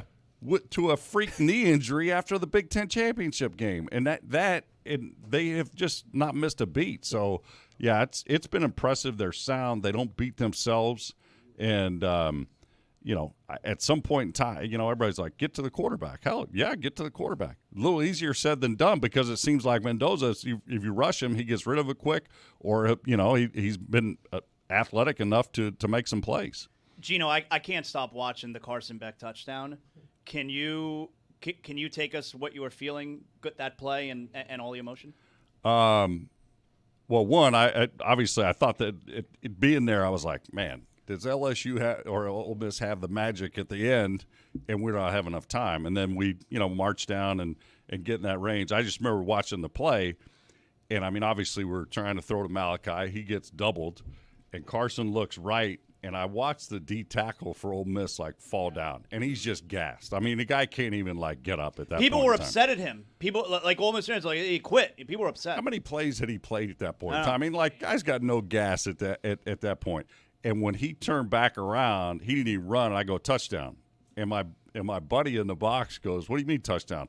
I go, there's nobody over there. All he's got to do is at 55, I could run for a touchdown at that point in time. But that's a visual manifestation of a team getting worn down, though. That's what Miami's offensive line will do to you. It'll make you stay on the ground. They're enormous. Yeah. You know what I mean? I still work out at the Wellness Center on campus. You see that Markel Bell, and it's just like, if you walk next to him, it's like a shadow. The weird part about that is Miami's never had the great offensive lineman. I know McKinney was drafted high. This guy's bigger than McKinney. That's why, Dan, his size, it's just like you look at these guys, you're like, he's enormous. And then they figured out, I don't know, the pile pushes are I don't know how they're legal in football, because I don't think they were when I played. They shouldn't be. But, man, they get kind of stopped, and it's just like, push the whole pile 8-12 yards. I pop for that. I love it. Gino, we'll get back to you in a second, but out there they're summoning you to Domino's because somebody, I think it was Robert, the IT guy, said he wanted to kick your Heisman ass. Oh, wow. We'll come back and get you. Let me put it to you this way. I ended with the most, whatever you call them, cards. Yeah. I was saying this is like Uno.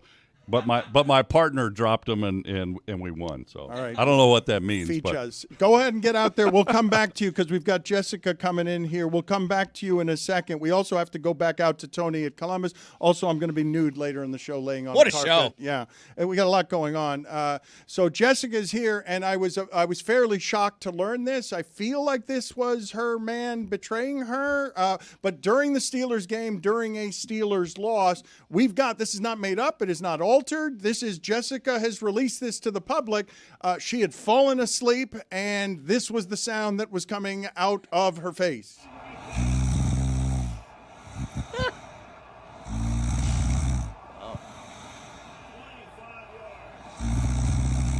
You can hear Al Michaels in the background. This is people are going to think that's altered, Jessica. What happened here? Hi, Dan. It's nice to see you too. Thanks for setting it up that way. This was actually during the Bears game Saturday night, and the setup is I got really cozy and comfy in my jammies, and I thought there's no way the Bears are my Chicago Bears are gonna come back in this game. So I got a little cozy and I closed my eyes, and then the next morning Lehman showed me this on his phone. It's fairly startling. Was it a betrayal? Did Lehman just betray you? Yes. He said, "Are you in a good mood right now?" And I said, "Why would you ask me that?" He's like, "Are you capable of seeing something that may upset you?" And I said, "I mean, yeah, sure. What is it?" I thought it was going to be like something terrible about like a sports team that I follow. And instead he pulled up his voice recordings and played that for me. I still think it may have been the dog. This sounds like some milligrams here. How many are we thinking? 10, 20? It sounds like a lumberjack. It does. After just an exhausting day in the forest.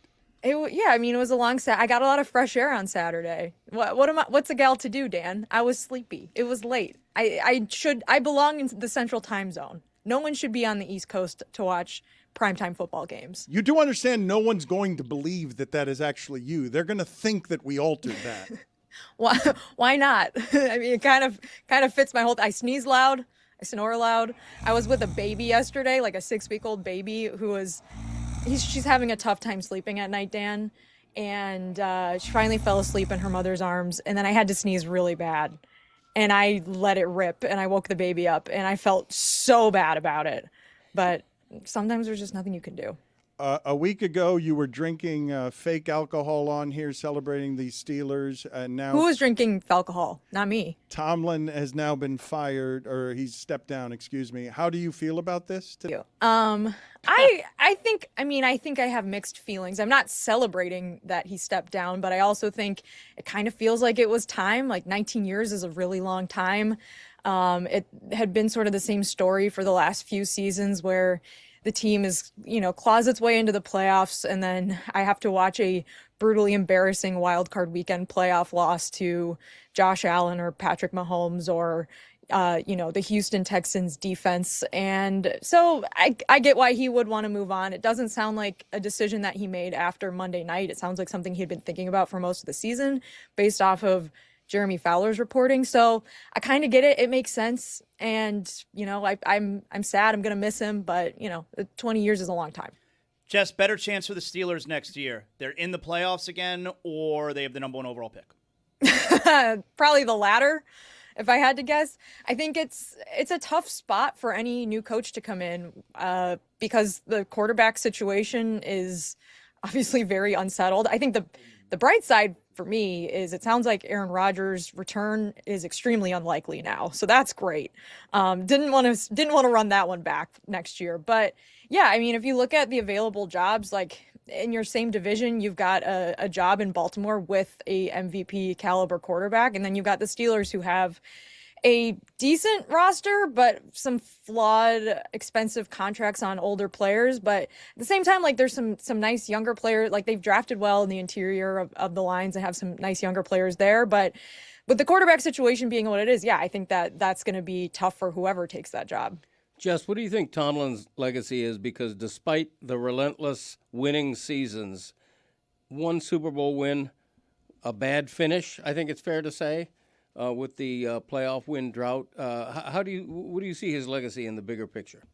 In the big picture, I think Hall of Fame head coach that won a Super Bowl in Pittsburgh, that had a record of winning, not losing seasons, winning seasons that I don't think anyone's ever going to break, Greg, honestly. I think, like, if you look at the last few years, yeah, it's been disappointing, but it's still been better than a lot of other teams. And so you give him credit for what he's done with imperfect rosters and without a franchise quarterback. But over the span of 19 years, I think without a doubt, a Hall of Famer and one of the best to ever do it. Dan, you think he's going to go Hall of Fame? Yes. Yeah. Is that up for dispute? There's a lot of coaches who've won a Super Bowl that are That's not in the even Hall of Fame. Questions as 100% he'll be a Hall of Famer. Every coach who wins a Super Bowl is in the Hall of Fame? 100% he's going to. No one said that. You're It's not changing every the argument. coach. It's not every That's a coach. straw It's man. the one who has don't- 19 straight winning seasons and Dan, a don't Super fall Bowl. for it. That's a straw man argument. No one said every coach that wins a Super Bowl makes the Hall of Fame, Zaz. Straw man. We're talking about one specific coach. He's a really good coach. They're a really good coach. Yeah, never had a losing season. No, 9-8. It's not that great. All right. I mean, I agree with you. I think it's been imperfect the last. The better question to me is Antonio Brown a Hall of Famer? Because Antonio Brown's statistics, like, they're a good deal better than the wide receivers that you guys are talking about that have been snubbed. This isn't Torrey Holt. Antonio Brown was the best receiver in football for 5 straight seasons. He might be a Hall of Famer, but they will not vote him in.